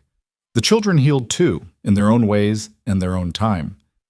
Theo shot up another 3 inches and started filling out with muscle from ranch work, looking more like a young man than a boy. He still had nightmares sometimes, still carried the weight of what he'd seen and done, but Gavin worked with him patiently, teaching him that strength wasn't the absence of fear, but the ability to function despite it. Penny bloomed like a wildflower, her natural exuberance returning now that the shadow of constant threat had lifted. She sang constantly, made friends with every animal on the ranch, and started teaching June her letters with a patience that astounded Marion. The little girl had a gift for nurturing, for seeing what others needed and providing it without being asked. June spoke more now, though she still had long stretches of silence. But the silences felt different, contemplative rather than traumatized. She followed Gavin around like a devoted shadow, and he never seemed to mind, adjusting his stride so she could keep up, explaining what he was doing in simple words she could understand. One afternoon, Marion found them in the barn, June sitting on a hay bale, while Gavin showed her how to braid leather for a bridle. Like this? June asked, her small fingers struggling with the strips. Exactly like that. You're a natural. Gavin? June's voice was soft. Are you going to be my papa now? Gavin's hands stilled. He glanced at Marion, who'd frozen in the doorway, her heart in her throat. She'd wondered when this question would come, had dreaded it, and hoped for it in equal measure. Would you like me to be? Gavin asked carefully. June thought about it with the seriousness of a child considering a weighty matter. My other papa went away and didn't come back. Will you go away too? No, sweetheart. I'm not going anywhere. Promise? I promise. June nodded, satisfied, and went back to braiding leather. But Gavin looked at Marion with an expression that held questions, hope, and something deeper. A longing for the kind of belonging that went beyond circumstance and into choice. That night, after the children were asleep and the ranch was quiet, Marion found Gavin in his usual spot on the porch. But instead of sitting beside him as she normally did, she stood in front of him, her hands nervous and her heart pounding. June asked you if you were going to be her papa, she said. She did. What did you mean when you said you weren't going anywhere? Gavin stood slowly, his eyes never leaving hers. I meant that I love you, Marion Hale. I love you and those 3 kids like you're my own blood. I meant that I want to build a life with you, not just share space with you. I meant, he paused, seeming to gather courage. I meant that I want to marry you, if you'll have me. The words hung in the night air, precious and terrifying. Marion's eyes filled with tears, and she saw panic flash across Gavin's face. I know it's too soon, he said quickly. I know you're still healing from James, still figuring out who you are outside of survival mode. I'm not trying to pressure you, I just— Yes, Marion interrupted. Gavin stopped mid-sentence. What? Yes, I'll marry you. The tears spilled over, but she was smiling. I love you, Gavin Rourke. I love the way you took us in without question. I love how you treat my children like they're yours. I love your steadiness, your strength, the way you make me feel safe enough to hope again. So yes, if you're asking, my answer is yes. He pulled her into his arms with a sound that might have been a laugh or a sob, and kissed her with all the pent-up longing of months of careful distance, of holding back, of being afraid to want too much. When they finally broke apart, both breathing hard, Marion pressed her forehead to his. When? She asked. Whenever you want, tomorrow, next month, next year, I'm not going anywhere. Next month, she decided. That gives us time to do it properly, to invite people, to make it real. It's already real. Then we'll make it official. The next morning, Marion told the children over breakfast. Theo looked relieved, like he'd been waiting for the adults to acknowledge what everyone already knew. Penny squealed with delight and immediately started planning what she would wear. June just smiled, that serene expression that said she'd known this was coming all along. Does this mean Gavin's really going to be our papa? Penny asked. If you want him to be, Marion said carefully. You don't have to call him that if you don't want to. Your father— Our father's dead, Mama. Theo's voice was matter-of-fact, not cruel, but honest. He was our father, and we loved him, but he's gone. Gavin's here. Gavin's the one who teaches me, protects us, makes you smile. That makes him our father now, doesn't it? Out of the mouths of babes and 10-year-old boys who'd been forced to grow up too fast. Marion nodded, not trusting herself to speak. Then it's settled, Theo said, in a tone that was pure Gavin. Decisive, final, moving forward. When's the wedding? Planning the wedding became a community affair. Word spread through the neighboring ranches, and everyone wanted to contribute something. The women came with fabric for a dress, offering to sew it together. The men built benches for the ceremony, constructed an arch from freshly cut wood. Father Michael agreed to officiate, of course, his round face beaming with joy at the prospect.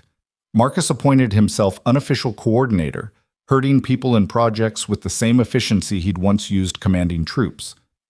Someone has to make sure this doesn't descend into chaos, he said, when Gavin teased him about it. And Lord knows you two are too love-struck to think straight.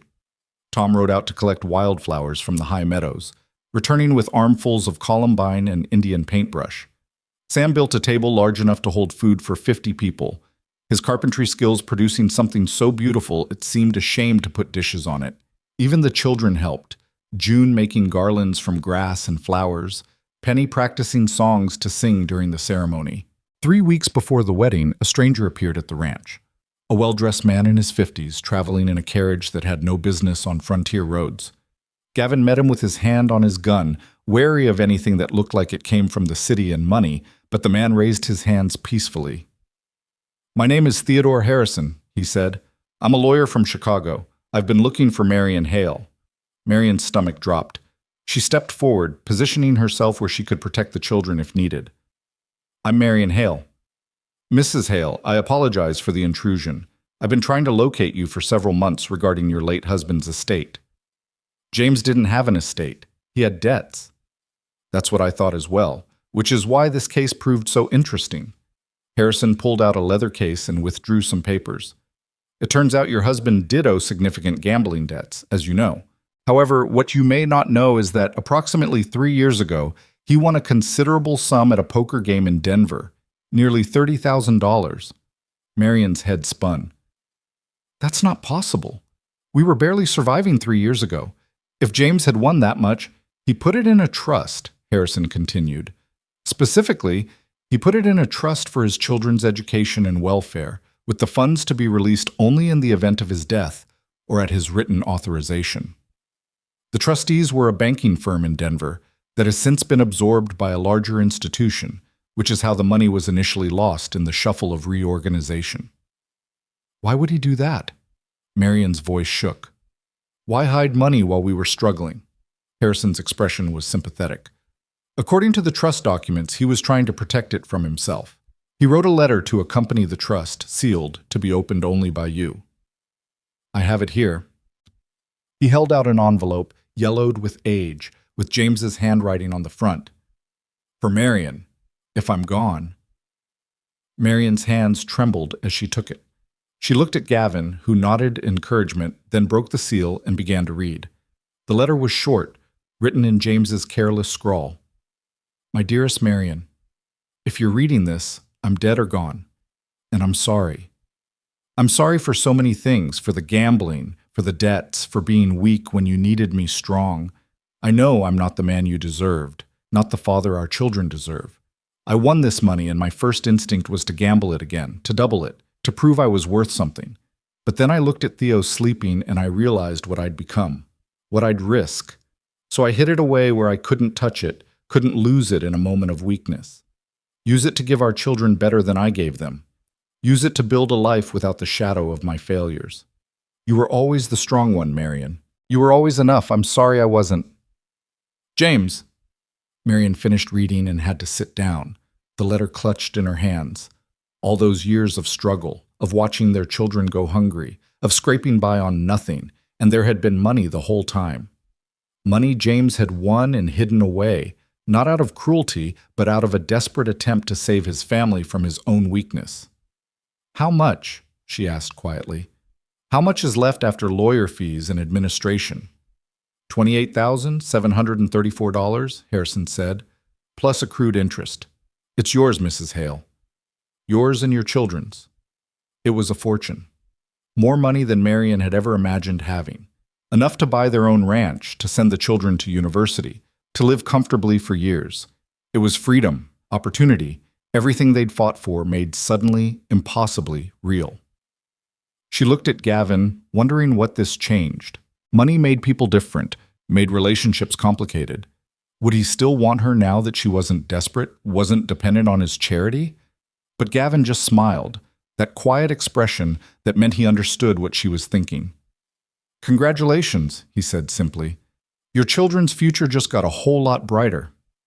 Our children, she corrected. If we're getting married, they're our children. Which means this money, it's yours, Gavin interrupted firmly.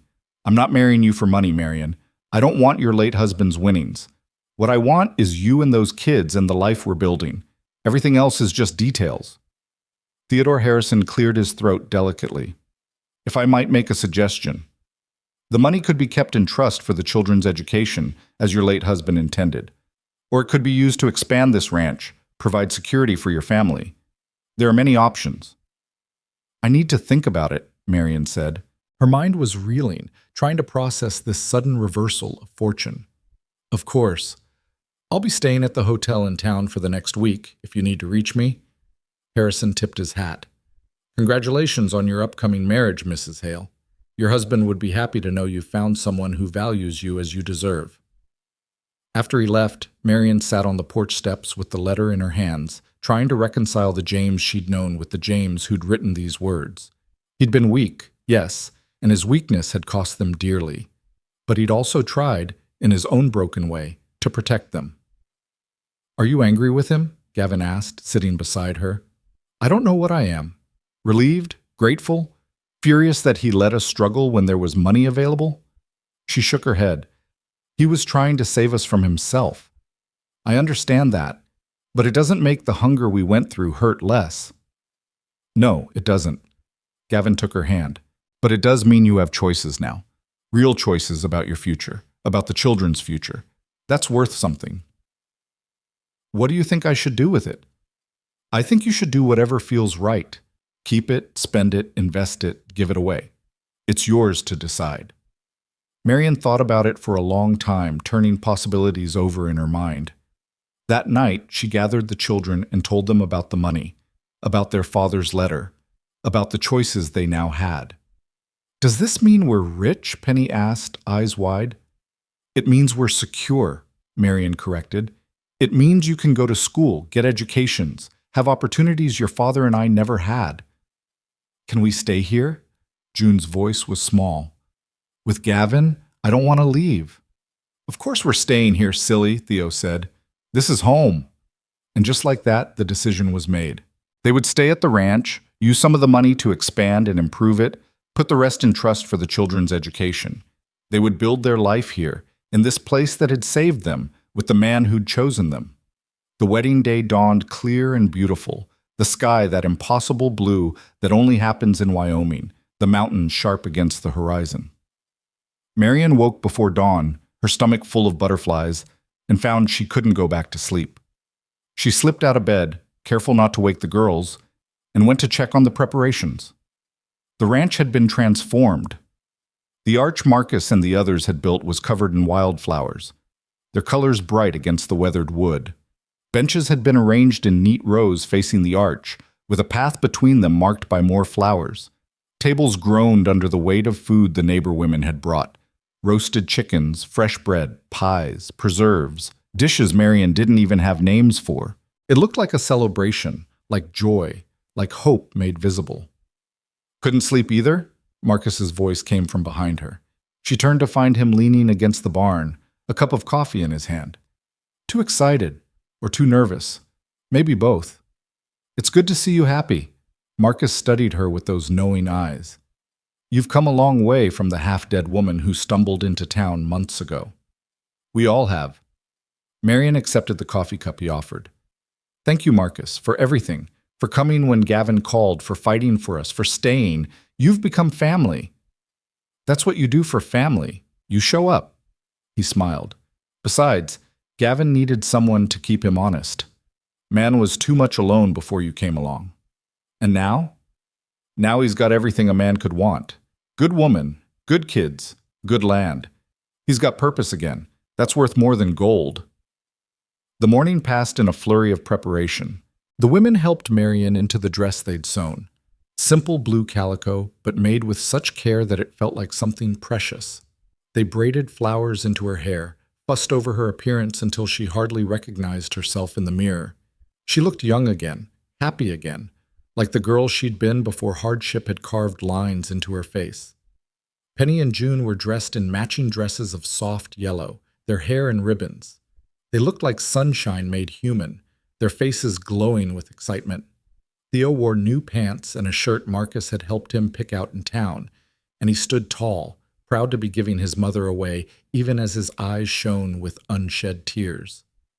Father Michael took his position under the arch as guests began arriving. The neighboring ranchers and their families, Tom and Sam, looking uncomfortable in clean clothes. Even the shopkeeper from town and the territorial marshal who'd come to witness what he called the good ending to a hard story.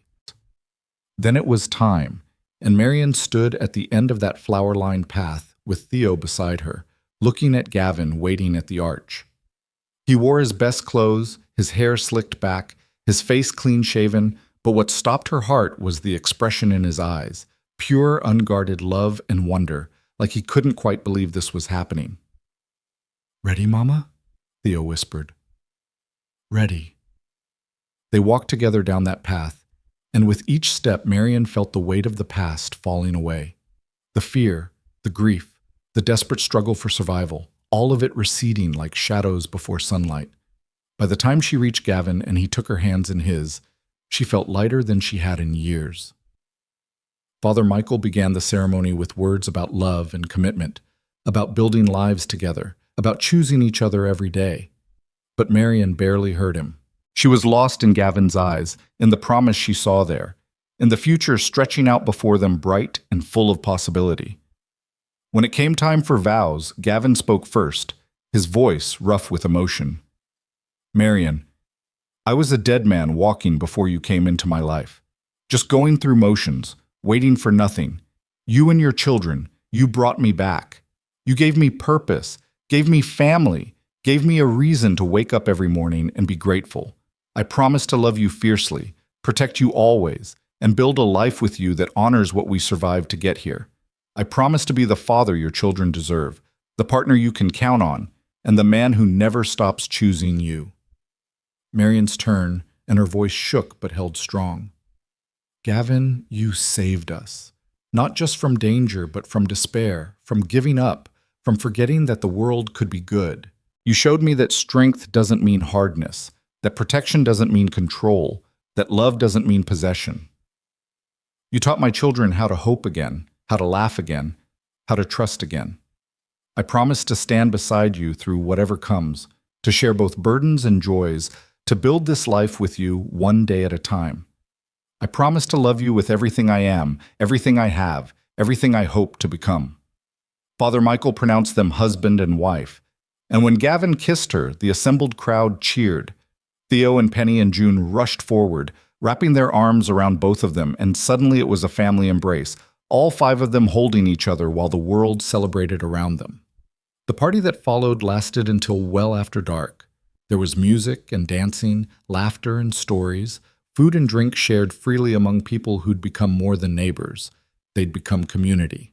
Marian danced with Gavin under the stars, then with each of her children, then with Marcus, who claimed he needed practice for when he found his own bride someday.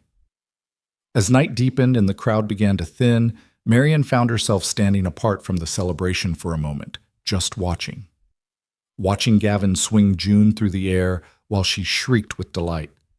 Watching Theo and Sam in deep conversation about something technical and serious. Watching Penny teach some of the younger children a clapping game, her voice carrying clear and sweet through the night. This was her life now. Not the ashes of what was lost, but the building of something new. Not survival, but actual living. Not alone, but surrounded by family, chosen and fought for and earned through courage and stubbornness and sheer refusal to give up. Father Michael appeared beside her, his expression content. Beautiful, isn't it? The way broken things can become whole again? Is that what we are? Whole. Getting there. Healing takes time, but you're on the path. He smiled. You know, I've married a lot of couples over the years. Some of them were young and foolish. Some were practical arrangements. Some were last chances at happiness.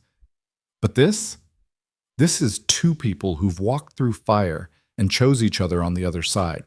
That's the kind of love that lasts. I hope so, Marian said softly.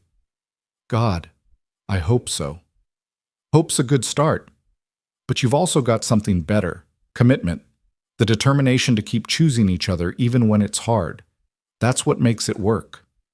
Later, when the last guests had left and the children were finally asleep, exhausted from excitement, Marian and Gavin stood together on their porch, looking out over the ranch that was truly theirs now, married and merged, a family-in-law as well as heart.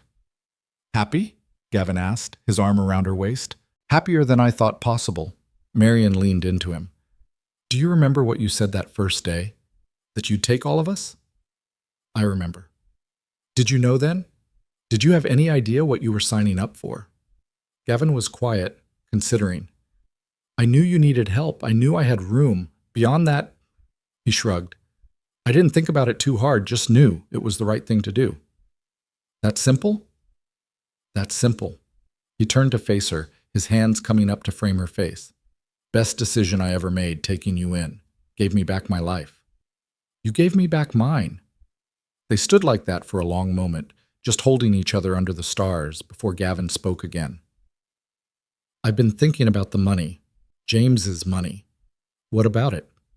We should use some of it to build a school, a real school, not just for our kids, but for all the children in the area. There's enough young families around now that it makes sense. Marian pulled back to look at him. A school? James wanted his money to go toward education. This way it helps not just our children, but everyone's children. Seems right. Gavin's expression was thoughtful. And maybe we expand the ranch, bring on more hands, build it into something that can employ people, support families, turn it into something that matters beyond just us. Building a legacy, Marion said softly. Building a future. For our kids and everyone else's kids. Making this place, this community, somewhere people want to be rather than somewhere they're just surviving. It was ambitious, maybe too ambitious. But looking at the man she'd married, the man who'd taken in a desperate widow and her children without hesitation, Marion believed they could do it. Together, they could build something that mattered. Okay, she said, let's build a future. The months that followed were busy ones. True to their word, Gavin and Marion used James's money to begin construction on a schoolhouse, a sturdy building that would serve the growing community. They hired a teacher from back east, a young woman named Clara, who was eager for adventure and believed in education as a path to opportunity. The school opened in the fall, and 23 children attended that first day, including Theo, Penny, and June. The ranch expanded too. They brought on 4 permanent hands, including Sam, who finally admitted he had nowhere better to be. They built a bunkhouse for the men, expanded the barn, bought more cattle. Gavin taught Theo the business side of ranching, bookkeeping, contracts, animal husbandry, preparing him to one day run the operation himself. Penny discovered a talent for drawing, filling page after page with sketches of the ranch, the animals, her family. Clara encouraged it, teaching her perspective and technique, and soon Penny's drawings were decorating the walls of the house and the schoolroom, bright glimpses of the world through a child's eyes. June remained quieter than her siblings, but she had a gift for animals that bordered on uncanny. She could calm a spooked horse with a touch, knew instinctively when cattle were sick, spent hours with the ranch dogs teaching them tricks and commands. Gavin said she'd be the best ranch hand of them all someday if she wanted to be. Winter came hard that year, but they were ready for it. The house was warm, the pantry full, the animals secured. They spent long evenings by the fire, the children doing lessons while Marion sewed and Gavin worked on account books. Sometimes Marcus or Tom or Sam would join them, and they'd play cards or tell stories, filling the house with laughter and companionship. One particularly cold night in January, about a year after the wedding, Marion sat in the rocking chair Gavin had built for her and realized she was completely, genuinely happy. Not the desperate happiness of escape, not the tentative happiness of early safety, but the deep, abiding happiness of a life well built. "What are you thinking about?" Gavin asked, looking up from his book. "I'm thinking about how far we've come. About that morning in the general store when you said you'd take all of us. About how terrified I was, and how desperate, and how sure I was that nothing good would ever happen again. And now? Now I can't imagine being anywhere else, being anyone else. This life we've built, this family we've become, it's more than I ever hoped for." Gavin set his book aside and came to kneel beside her chair, taking her hands in his. "Marion Rourke, you are the best thing that ever happened to me. You and these children, this family, this life, it's everything I never knew I was missing." She kissed him, soft and sweet, mindful of the children watching from where they pretended to do homework. When she pulled back, all 3 kids were grinning at them. "Gross," Theo said, but he was smiling. "You'll understand someday," Gavin told him, "when you meet someone who makes your heart forget how to beat properly." "Never," Theo declared dramatically. "I'm going to be a bachelor forever." They all laughed, and the conversation moved on to other things. Penny's latest drawing, June's progress with training the new pup, Theo's struggles with mathematics. Normal family talk, ordinary and precious. Later, after the children were in bed, Gavin produced a small wooden box he'd been working on in secret. He handed it to Marion with an expression that was almost shy. "What's this?" "Open it." Inside, nestled on a bed of soft cloth, were 5 wooden figures, a man, a woman, and 3 children, each carved with meticulous detail and sanded smooth. They were clearly meant to represent their family, and the workmanship was beautiful. "I've been working on these for months," Gavin said. "Thought we should have something to remember this time by, the time we became a family."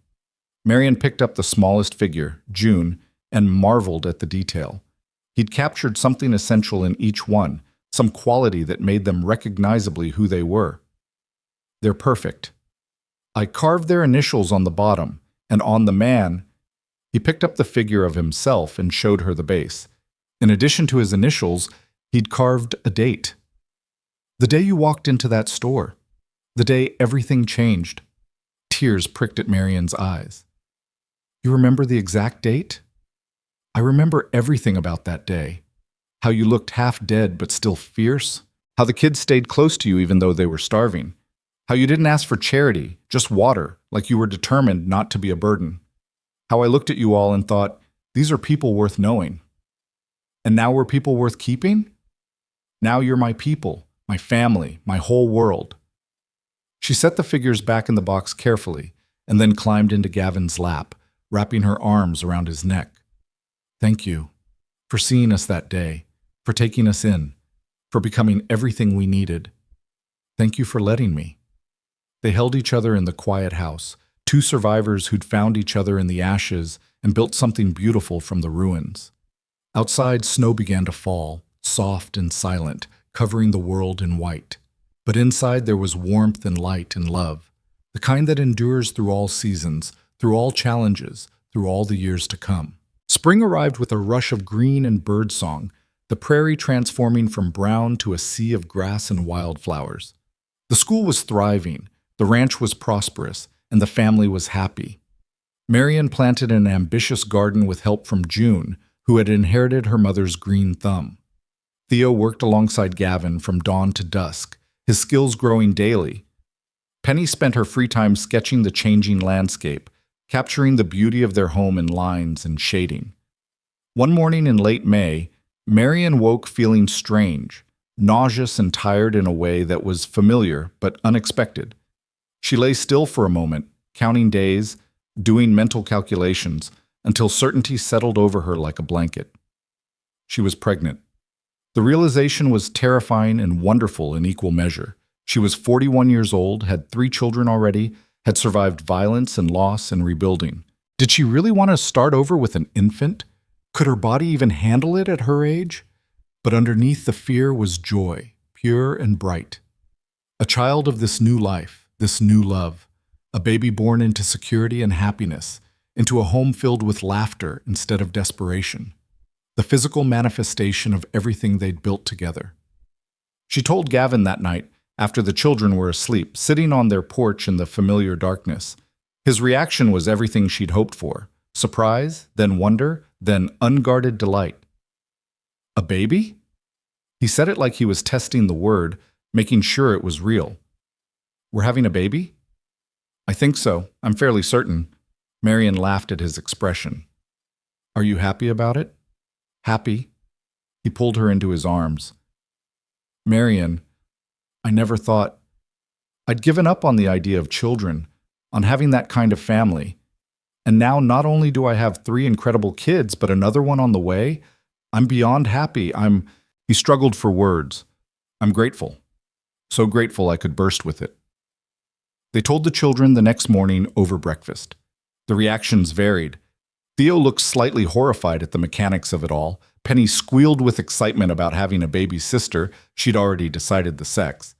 And June just smiled that knowing smile and said, I already knew. I heard the baby's heart singing. Whatever that meant. The pregnancy was harder than Marion's previous ones, her body older and less resilient. But she was healthier now, better fed, less stressed, and Clara the teacher had worked as a midwife before coming west. Between Clara's knowledge and Gavin's hovering attention, Marion was probably the most cared-for pregnant woman in the territory. The baby came in December, born during a gentle snowfall that seemed like a blessing. It was a long labor, but not a difficult one, and when Marion finally held her son, yes, to Penny's disappointment, it was a boy, she felt something click into place. This child, born into love and security, represented everything they'd fought for. What should we name him? Gavin asked, his finger gently stroking the baby's cheek. Marion had been thinking about this for months. I want to name him James, she said quietly, after my first husband. He made mistakes, terrible mistakes, but he tried to protect us in the end. And this baby, this new life, it's possible partly because of the money James hid away for his children's future. You're sure? Gavin studied her face. I don't want you feeling obligated. I'm sure. James Gavin Rourke, a name that honors the past and the present, that connects this baby to all the family he has, living and gone. So James Gavin Rourke was welcomed into a household overflowing with love. Theo was surprisingly gentle with his new brother, showing a protective tenderness that made Marion's heart swell. Penny sang to him constantly, making up songs about every possible topic. And June, true to her gift with living things, could calm him when no one else could, humming wordless melodies that sent him right to sleep. The years that followed were full and rich. The school grew, eventually needing an addition to handle all the students. The ranch prospered, becoming known throughout the territory for its quality cattle and fair treatment of workers. More families moved into the area, drawn by opportunity and the reputation of a community that took care of its own. Theo grew into a fine young man, steady and reliable, taking on more and more responsibility for the ranch. He started courting the daughter of one of the neighboring ranchers when he was 18, a smart girl named Alice who could ride and shoot as well as any man. They married when he was 20, and Gavin built them a house on the far side of the property, keeping the family close but giving them independence. Penny's talent for art led her to Denver eventually, where she studied at a small art school and came back with skills that made her drawings into something approaching fine art. She opened a studio in town, painting portraits and landscapes, teaching children, making a living from her talent and her joy. June, quiet June, became exactly what Gavin had predicted, the best ranch hand any operation could ask for. She had an instinct for the land and animals that couldn't be taught, and by the time she was 16, she was managing most of the day-to-day operations with a competence that amazed everyone. She never married, never seemed interested in anything beyond the ranch and her family, content with her place in the world. Little James grew up surrounded by love and security, never knowing the fear his siblings had experienced. He was bright and curious, with his mother's determination and his father's steadiness. By the time he was 5, he was following Gavin everywhere, learning the ranch the same way Theo had, asking endless questions and soaking up knowledge like a sponge. Marcus stayed on, becoming as much a part of the family as anyone born into it. He never did find that bride he joked about, claiming he was too old and set in his ways, but he was Uncle Marcus to all the children and right hand to Gavin in all the ranch operations. The years were kind, overall. There were challenges, droughts and hard winters, market fluctuations and difficult seasons, the inevitable conflicts that came with any community, but they faced each challenge together, as a family, as a community, drawing strength from their connections and their shared history. On their 10th wedding anniversary, Gavin surprised Marion with a trip back to that first general store in town, the place where everything had started. It had changed over the years, new owners, fresh paint, modern shelves, but the bones of it were the same. "I remember standing right here," Gavin said, "and watching you walk in with those kids. You looked like you'd been through hell, but damned if you were going to lie down and die in it.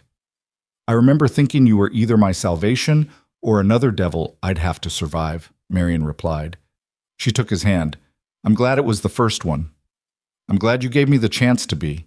He pulled her close, right there in the middle of the store, not caring who saw. 10 years married, 14 since we met, best years of my life. Mine too. And she meant it with her whole heart.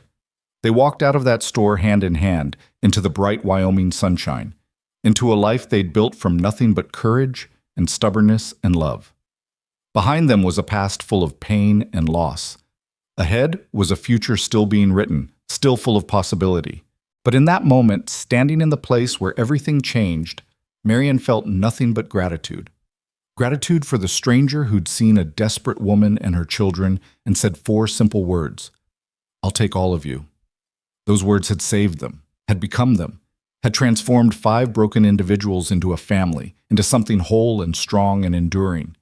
And as they walked back to the ranch that had become home, as the sun set gold over the mountains and the wind whispered through the grass, Marion knew with absolute certainty that they'd made it. They'd survived. They'd thrived. They'd built a life worth living, a family worth cherishing, a home worth defending. And that, in the end, was everything. The story that began in ashes had become a story of hope. The journey that started with loss had led to love. The family forged in fire had become unbreakable. And they lived, truly lived, every day forward from that moment when a rancher asked, "Are these all your children?" and received the answer that changed everything. Yes, all of them, and they always would be.